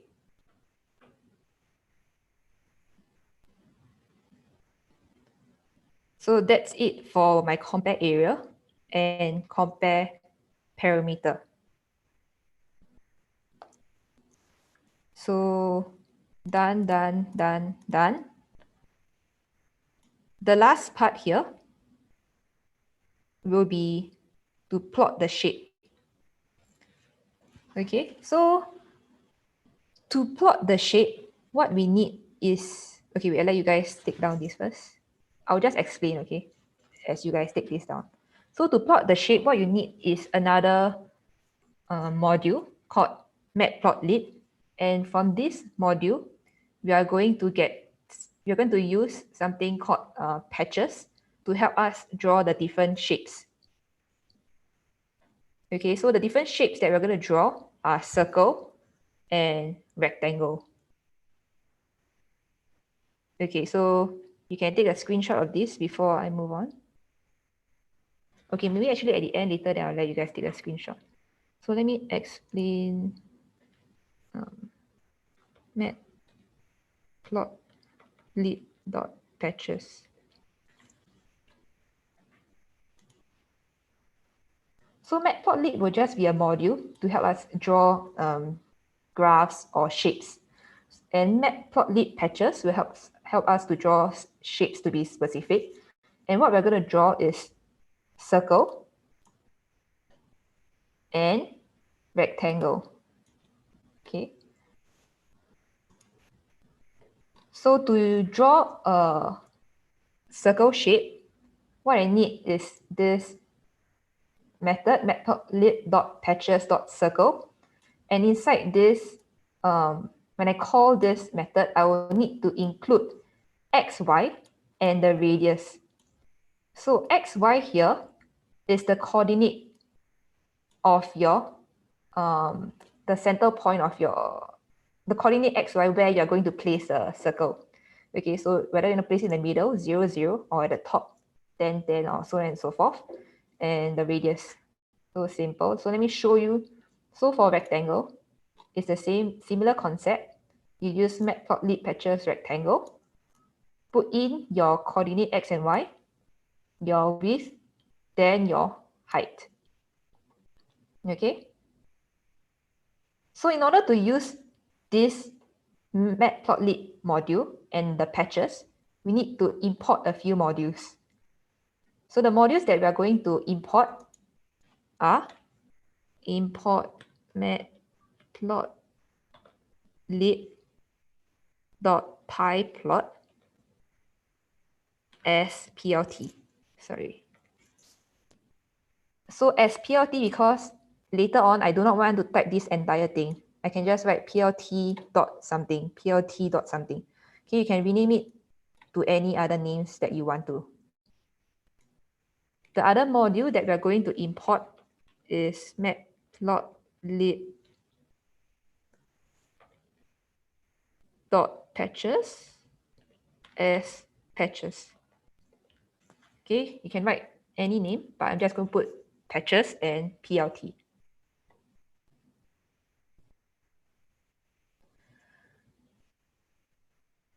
Okay, so with that, right, as I mentioned earlier, when you want to draw your rectangle and your circle, you need to put in your coordinates x and y. So all the different shapes need to have your coordinate x and y. Therefore, since they all share the same thing x and y, I'm just going to put x and y under shape. When you initialize shape, you have to put in your attributes x and y. Okay, so now I will start writing this constructor for my shape. So self, x, and y. Because they all they all need x and y.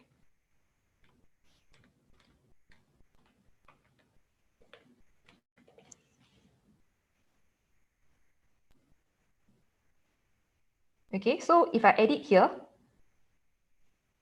I have to edit the rest also, right? So now circle, I have to include the attributes x and y. And these x and y will inherit from my superclass shape.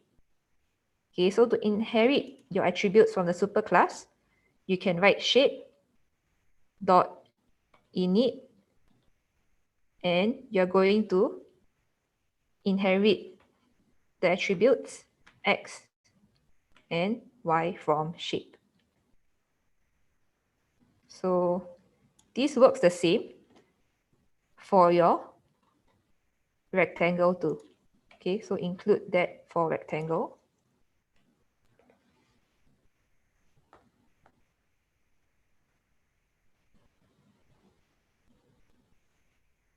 And your circle.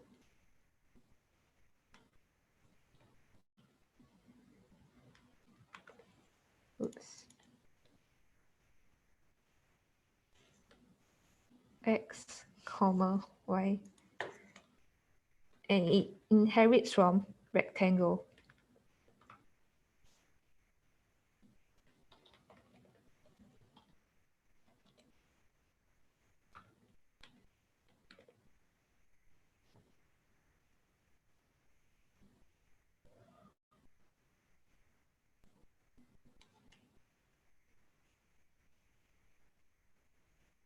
Okay, so now let's see.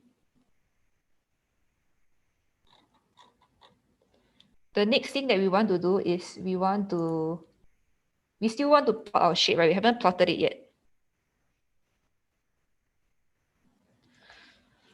So to draw our shape, what we need is the function matplotlib.patches.circle or matplotlib.patches.rectangle. So let's try to do our circle first. So I'm going to define a method, draw circle. And for this draw circle method, I'm going to include another attribute called figure, which is on which figure am I going to draw this circle. Because you can have many different screens for different shape. For example, one screen for circle, another screen for square, so on and so forth. So I want to tell where do I want to draw the shape. Okay, which figure do I want to draw it on? Okay, what else do you need to include in this function? I will have to get the axis of the figure. So to get the axis of the figure, the method is figure.gca, which represents get your current axis of that figure. And I'm going to store this axis into ax. And then after that, I'm going to draw the circle on that axis. So the function or the method to draw that circle will be matplotlib.patches.circle. But since I saved this as patches, I will just write patches.circle. Okay, so patches.circle. Be careful, it's a capital C. Patches.circle.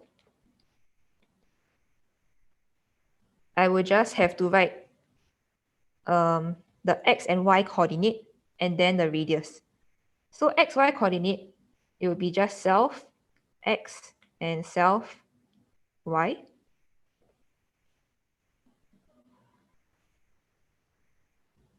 And I am going to write in the radius, which is self radius.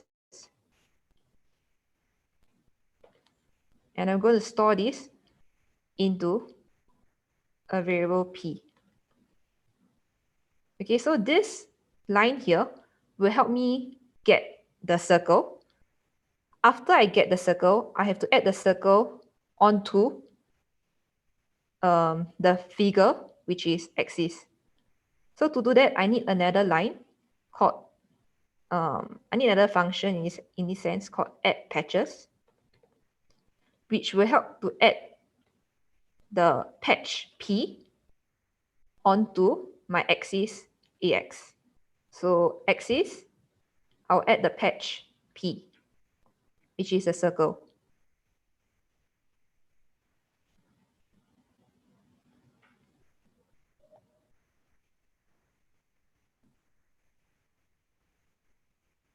Okay, so the same thing works for your rectangle. So I'll just copy this, go to my rectangle, paste it, but I'm going to edit the stuff. draw rectangle.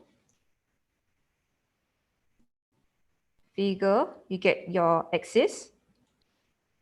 Patches, no more circle, but rectangle. Capital R, okay. You have your coordinates, X and Y. What do you put here? No longer self radius, but which one comes first? Your width, then your height. So width will be breadth. Then your height, which is length. Okay.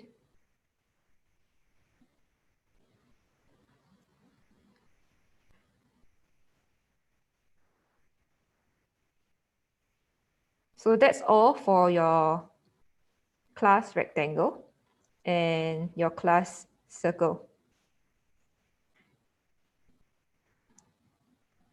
So for your class square, you don't need to write any methods here because technically the superclass already has it. So your subclass square will inherit the methods from your superclass. So what we can do next is we can test the thing out. So in our main program, let's create a rectangle object. Okay, my rectangle object, you have 4 attributes: your length, breadth, and the height. Okay, length, breadth, your X and Y. So the length will just be 10, breadth 5, and I'm going to print it in the middle, which is 0, 0. Okay, so let me try to print the area first. So I'm going to print the area R. I perform the method area. So the object is R. The method I'm going to perform is area. So don't forget your open and close bracket at the end. If not, it won't work. Invalid syntax. Oh, my colon.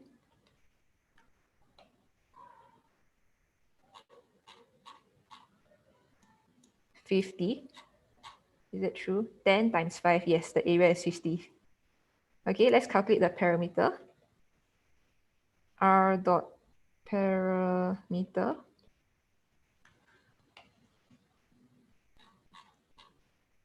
Yes, 30, 10, 20. Yes, 30. 10 plus 10, 20. 20 plus 5 plus 5, 30. Okay, let's try to draw the rectangle now. So to draw the rectangle, what you do is you are going to create a figure first. Okay, you need a figure to draw on. So I'm going to create a figure. What you do is you need to use matplotlib as pyplot. So plt dot figure. Okay, this line here helps you create an empty figure. So on this figure, you are going to limit the y limit and the x limit. If not, the square or the rectangle will be too small, too big. So to set the limit, we are going to use the matplotlib, which is plt for short. X limit will just be from negative 50 to 50.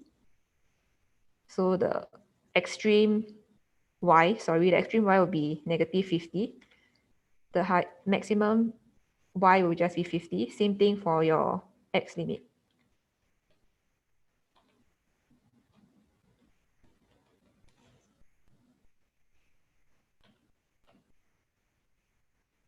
Okay, and then I'm just going to draw my rectangle. Draw.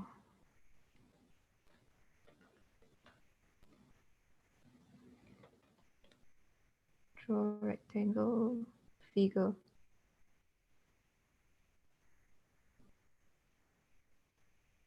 Okay. And then after that, what we have to do is you have to include plot.show. If not, you are not able to see the rectangle that you have drawn on the figure. Okay, so don't forget to show your plot.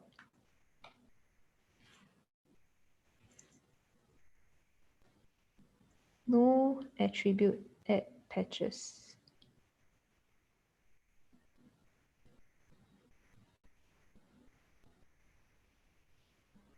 Add patches.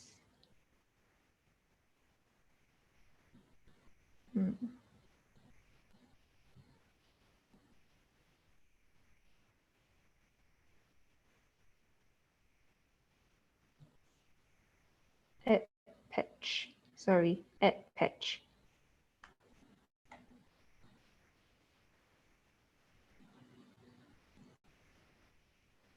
Sorry.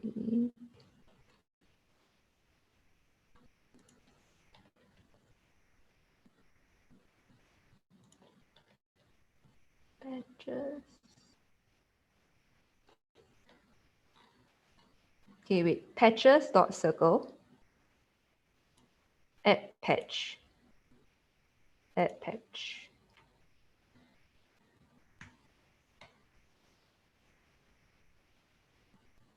Okay, yes. Great. So be careful. Just now I wrote add patches, but it's not add patches. It should be add patch. Okay. So that's why you didn't see the method there. Okay, so you can do the same thing for circle and you should be able to do it. Okay, so I'll just leave the screen here.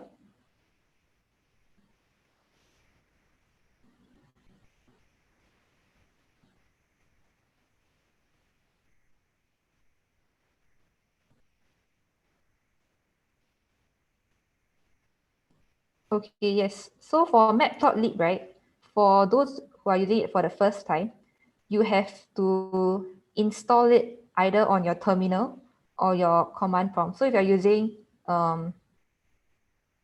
terminal, if you're using MacBook, for example, you go to terminal. Wait, sorry.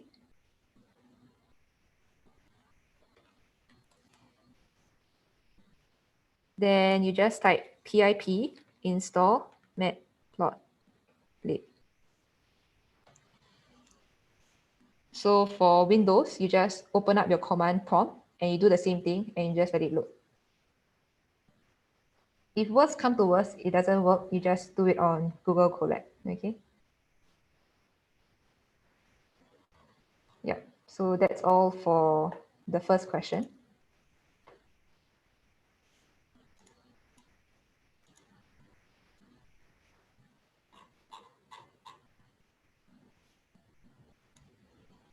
Someone want to see the code for the square here?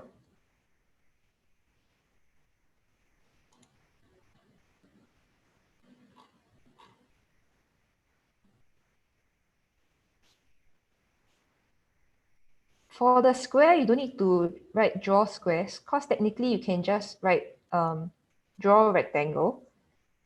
And because a square is sort of like a special rectangle, right?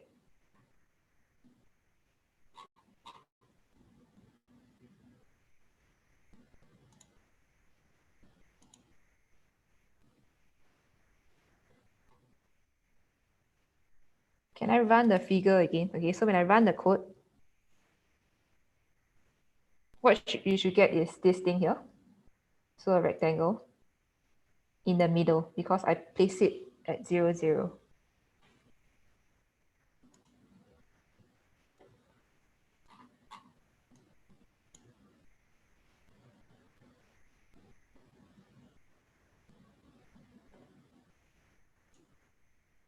Could I explain the last part of the code? So this part here, is it? The main program. So the main program part, what I'm doing is I'm creating the object rectangle and the object name is called R. So on this object, I'm performing the method area, means I'm going to calculate the area, and I'm going to perform the method parameter on the object R. So when I do this, it will be printed on the shell, which is seen over here. So your area is 50 and the parameter of the square is 30. The next part here, this part here, what you do is you create a figure. So create a figure as in this thing is a figure, figure 1. And what you do is you set the limit of y to be negative 50 to 50. So you realize here, from negative 50 to 50, same thing for the x limit, negative 50 to 50 here. Then after that, I perform the method draw rectangle onto the object R onto the figure, onto this figure. So after I put the object on this thing, I have to show the entire thing. I have to show the entire figure. If not, this thing will not appear. So if I don't write this line, you won't see this figure here. Okay.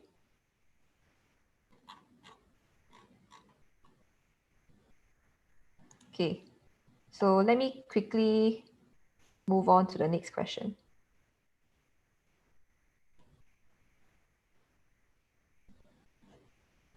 So the next question here is on rational numbers. So basically, we're supposed to create a class called rational number. And inside this class, you must understand what are rational numbers. So rational numbers are something that you can put it in terms of A divided by B. And A and B are integers, and B cannot be 0. So basically, they're just like fractions, okay? So in this rational class, the different methods that we should have, should be able to add two rational numbers together, subtract rational number from each other, and multiply them, divide, compare if the rational numbers are equal. Actually, equals and compare are the same thing, okay? So if they are equal or not, and to put it nicely, something over something on our shell. Yeah, so I give you another 2 minutes to formulate the idea on how you should do this.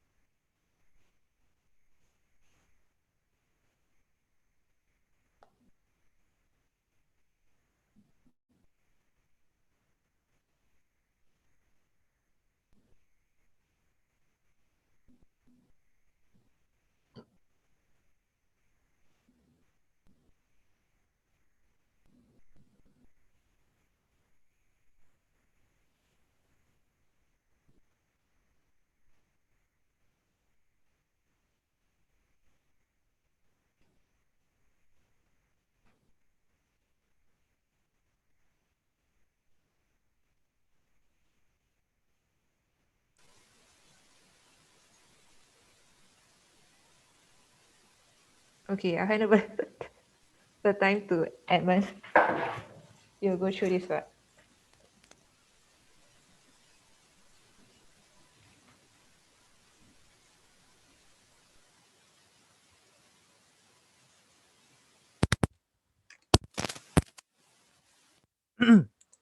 So I noticed that some of you are actually talking about the shape first. So let's go through.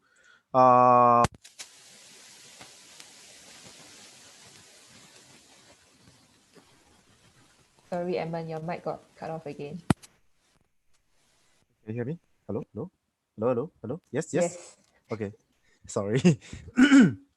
Right. So some of you are mentioning for the shape that you guys for the square you guys are unable to draw it. So yes, for the class for square, I think I mean everybody make mistakes, so we accidentally forgotten about that. Is when you do a rectangle in it, the rectangle dot in it at the bottom earlier there. So we had our self, right? So it's going to have also need the two length as well, right? And then our x and y. Then someone pointed out that earlier, yes, for my update entry, I need to add in a selection as well because my function takes in 2 arguments. All right.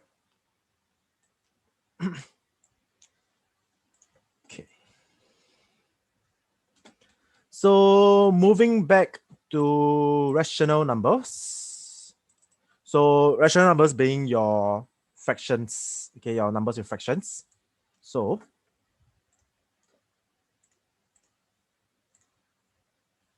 okay, what's going to happen is, firstly, we are going to make use of all our classes. So the first class that we have is basically our, class, which is our rational numbers. Okay, so rational number is going to contain 2 things because they are fractions, right? So they are either, they are going to contain their numerator and denominator. So I'm just going to use short form over here. All right, so this is going to be in it. When I initialize it, it's going to be our self of n and d. All right, then one thing that we want to always do is we want to store the rational number in the reduced form. So in other words, what I am trying to do is I want to reduce my class.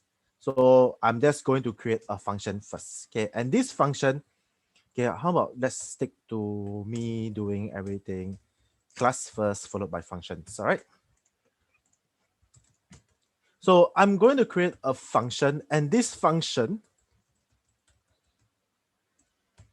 is going to, actually, it's just one function.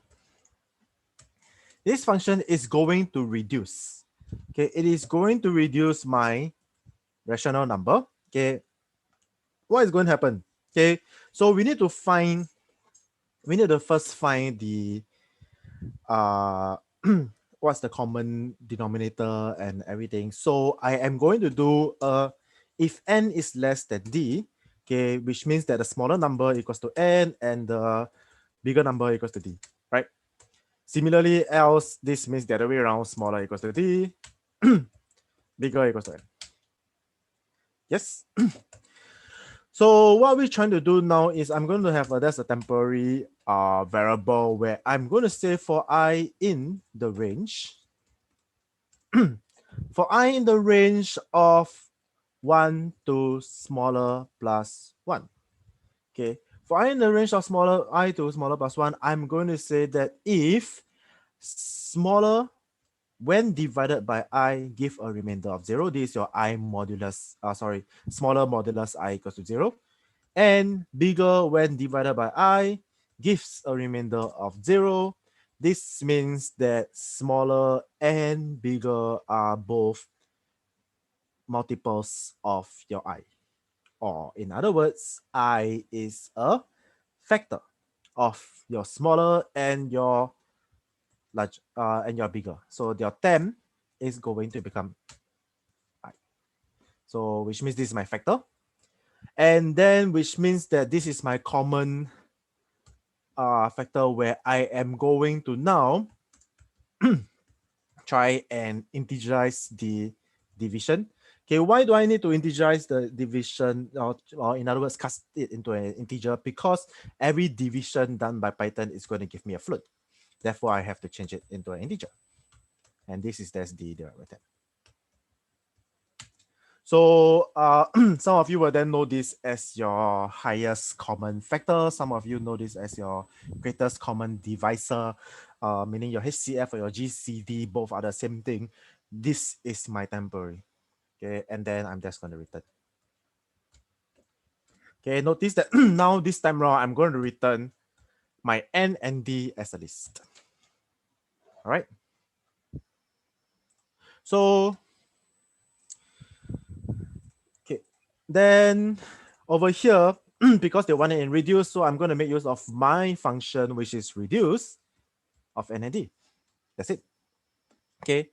One thing to note is that when I do this, I get back a list. So which in other words, I need a R equals to this. Okay, because it's a return. I get back a list where R of 1, okay, meaning myself of N, is going to be my R of index 0. Myself of D, this is my denominator, is going to be my R at index 1. All right. Sorry. So the next thing that we need to do is adding up rational numbers. So to add rational numbers, we have to first find the common denominator. Okay, it doesn't matter whether it is the lowest common multiple, but what I'm going to do is just find one that is going to be definite common. So we are going to make use of ourself and another fraction. Okay, that's a short form. I'm just going to make it as fraction. Okay, so what happens when we are adding? So when we are adding, I hope that this is I don't really need to go through too much of this, because a divided by b plus c divided by d would then give me, if I have to find a common denominator, the most common one is going to be b times d, right? And the top is just going to be your a times d plus your c times b. All right, so that's doing this addition. So my common denominator, okay. So my common denom is going to be my self denominator times my other fractions denominator. And then I am also going to do a numerator, which is going to become, actually, this can be this denominator. All right, so this is like what we wrote over here. It is going to be my self dot numerator times the other fractions denominator plus my self dot denominator times the other fractions numerator. Right, so what do we want to do then is to return not just numerator divided by denominator. We want to go through the creating of this class again and go through the reducing of everything to get a rational of my numerator and denominator. All right, so we are going to go through this class again to get out an object. Same thing, now we are going to do our subtract. Okay, subtract is going to be yourself and the other fraction. So same thing as that's going to become minus, then this is minus, right? So nothing much to change. This is that's denominator equals to self dot d times other fraction dot d. Numerator is equals to self dot n times other fraction dot d minus self dot d times other fraction dot n.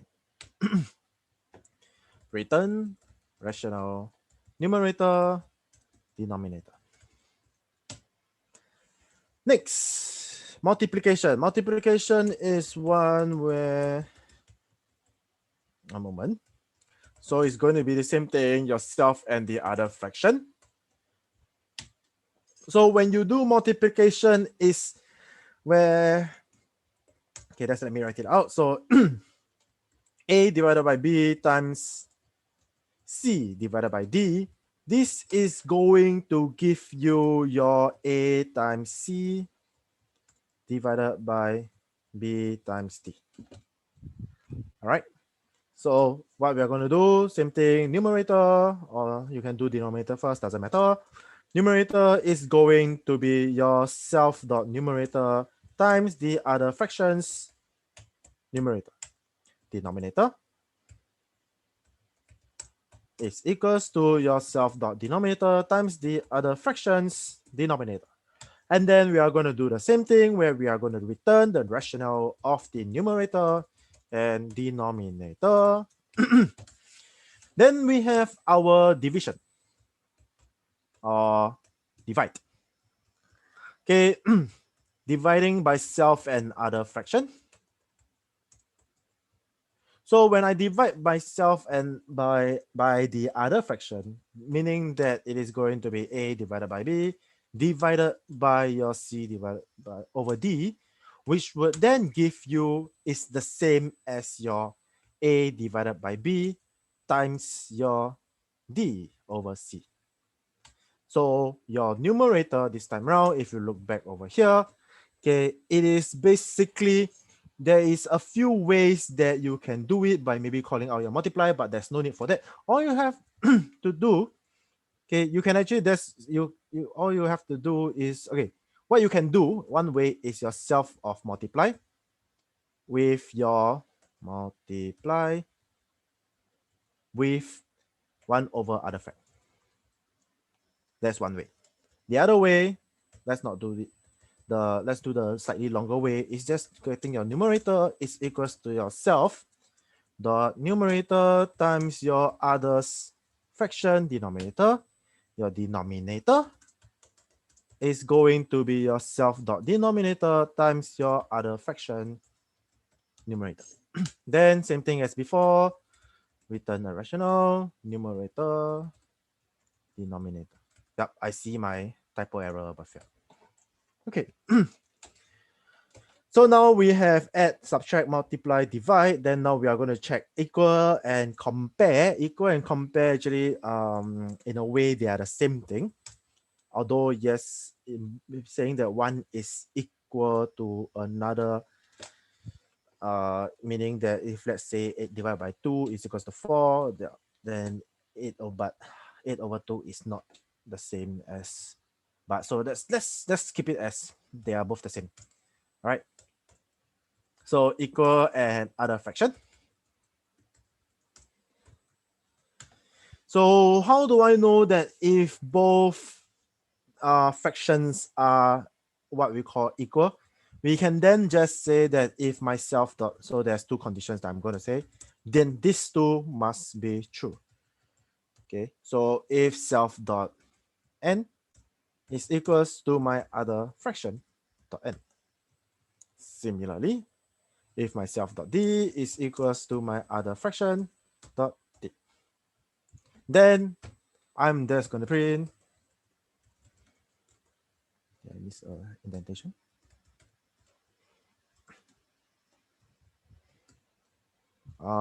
They are equal. Else meaning they are not equal. Okay.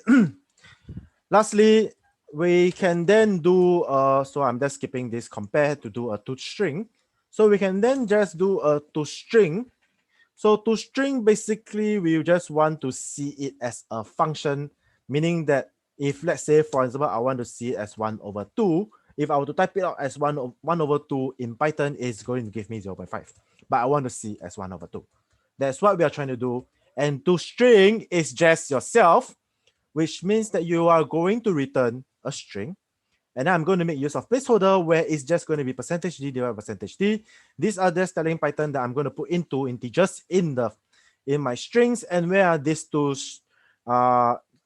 two variables containing integers coming from? They are coming from myself dot n and myself dot d. Okay, so this is how you do your code.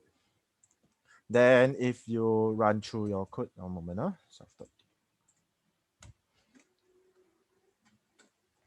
okay. So then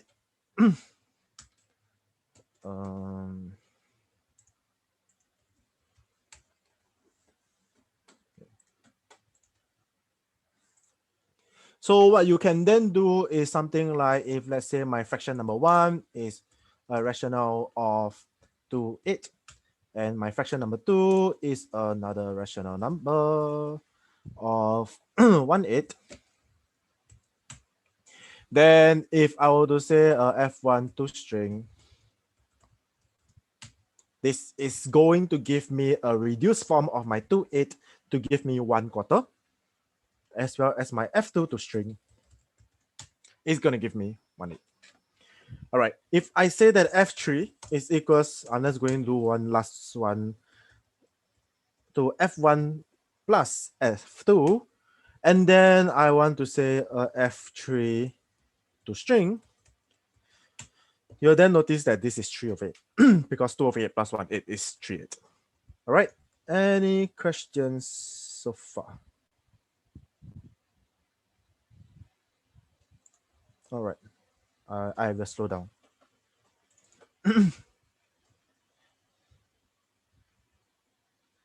Okay.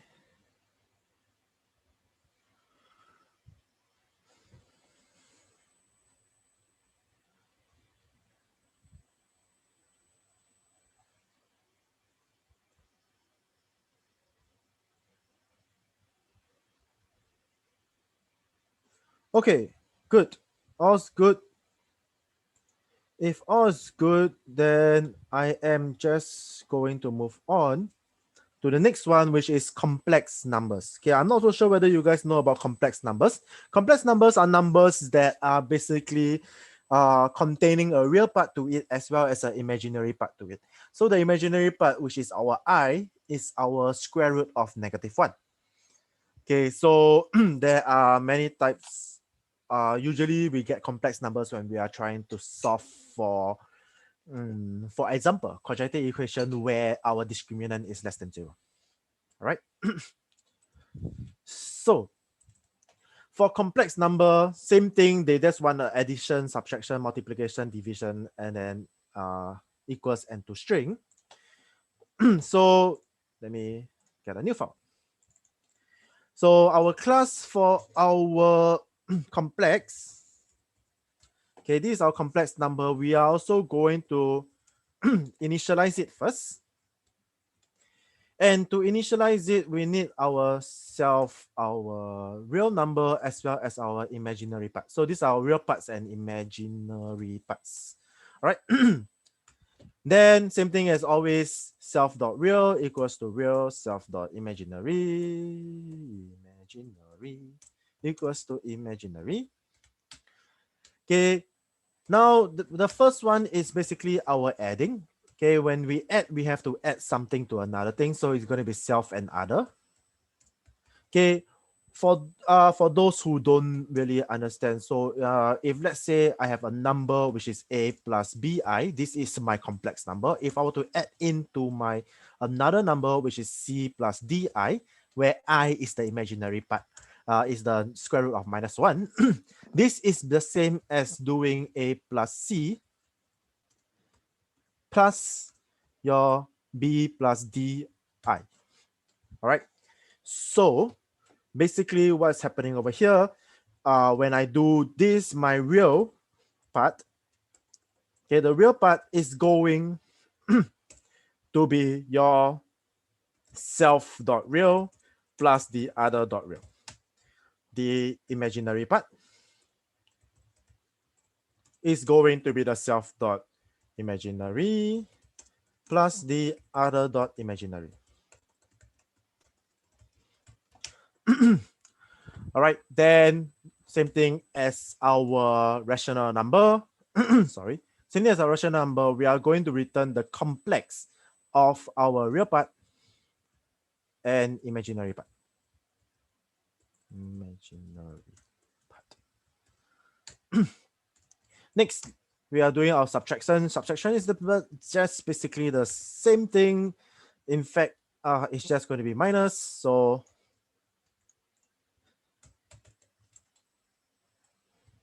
minus. All right. Now multiplication. Multiplication is one that is slightly different. Because why? Okay, we have our a plus bi, and then if we are trying to multiply with our c plus di, we are going to get, let's multiply it properly one by one, a times c. So this is our first one, a times c. Then we are going to do a times di. So this is your a times di, which is the same as your a times d, then I, plus now bi times c, this is the same as your b times c I, plus now your bi times di. This time round, this is your b times d times I square. As I mentioned, I is the square root of -1, which means that this is the multiplication of -1. So when you go about and trying to fix this all out, you will then notice that this is basically just a times c minus b times d plus your a times d plus b times c.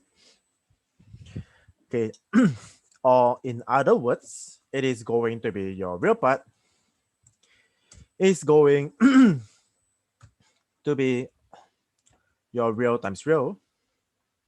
So it is self dot real times other dot real, right? Minus.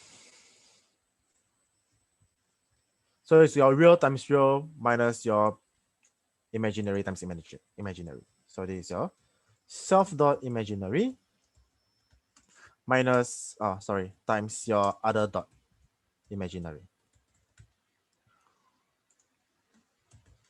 Right? Then your imaginary part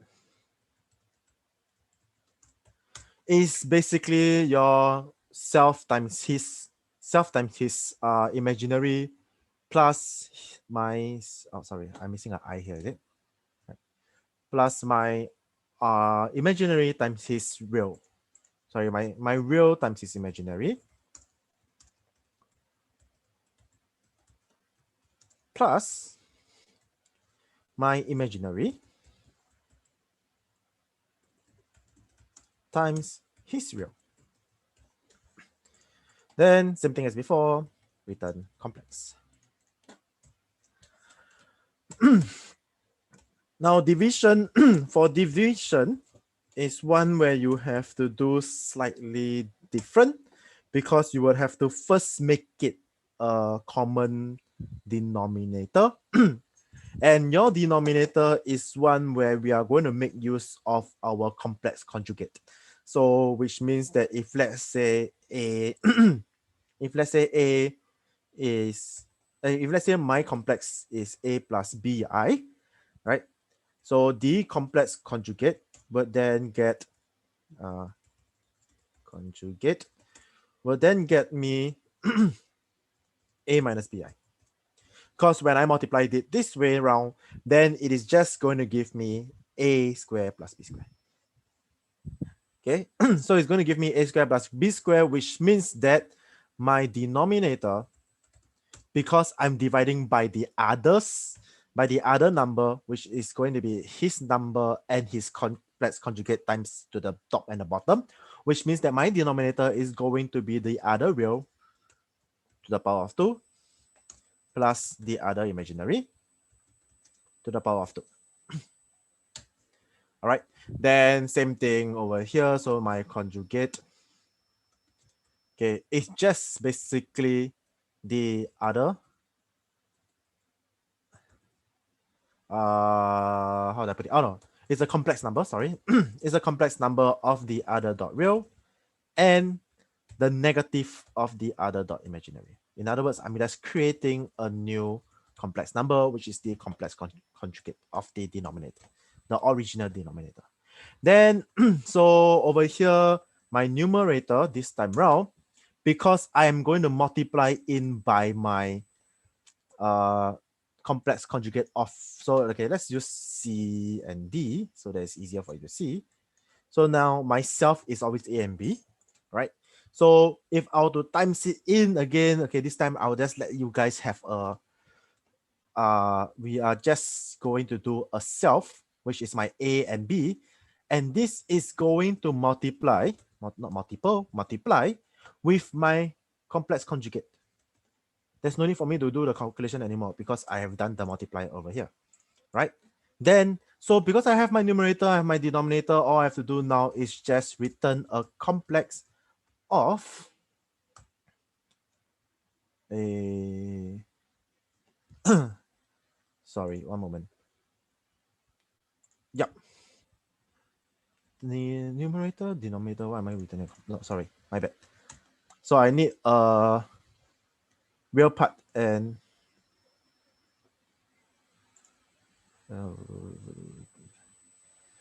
numerator is this. So yes, correct. So I am then going to get this. Numerator will then get me my real part and my imaginary part, right? Because I did a multiplication. So the numerator is going to give me a real part and imaginary part, which would then give me a complex number, which would all I have to do is do a numerator divided by denominator.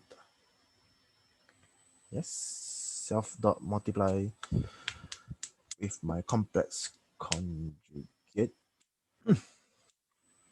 Because the denominator will give me a integer. My numerator will then give me my real part and my imaginary part. Okay, then so for the rest, I'll just leave it for you guys to continue because that is your equals to string and that's it. All right. So for those who are asking, yes, I edited my original code for this, the student and teacher list, okay, because the updates entry, okay, some of you actually noticed this, that it requires 2 arguments in my function. Therefore, it is going to be your student list and your selection, because why? In my function, I am calling out the selection as well over here. So you need the selection as well. All right. Then if there's yep. So with that said, that is all. Okay, then don't leave first. Don't leave first. All right. I need you guys, or rather, Shopee needs you guys to do up this feedback. So please scan this code while we try our best to answer as much questions as possible.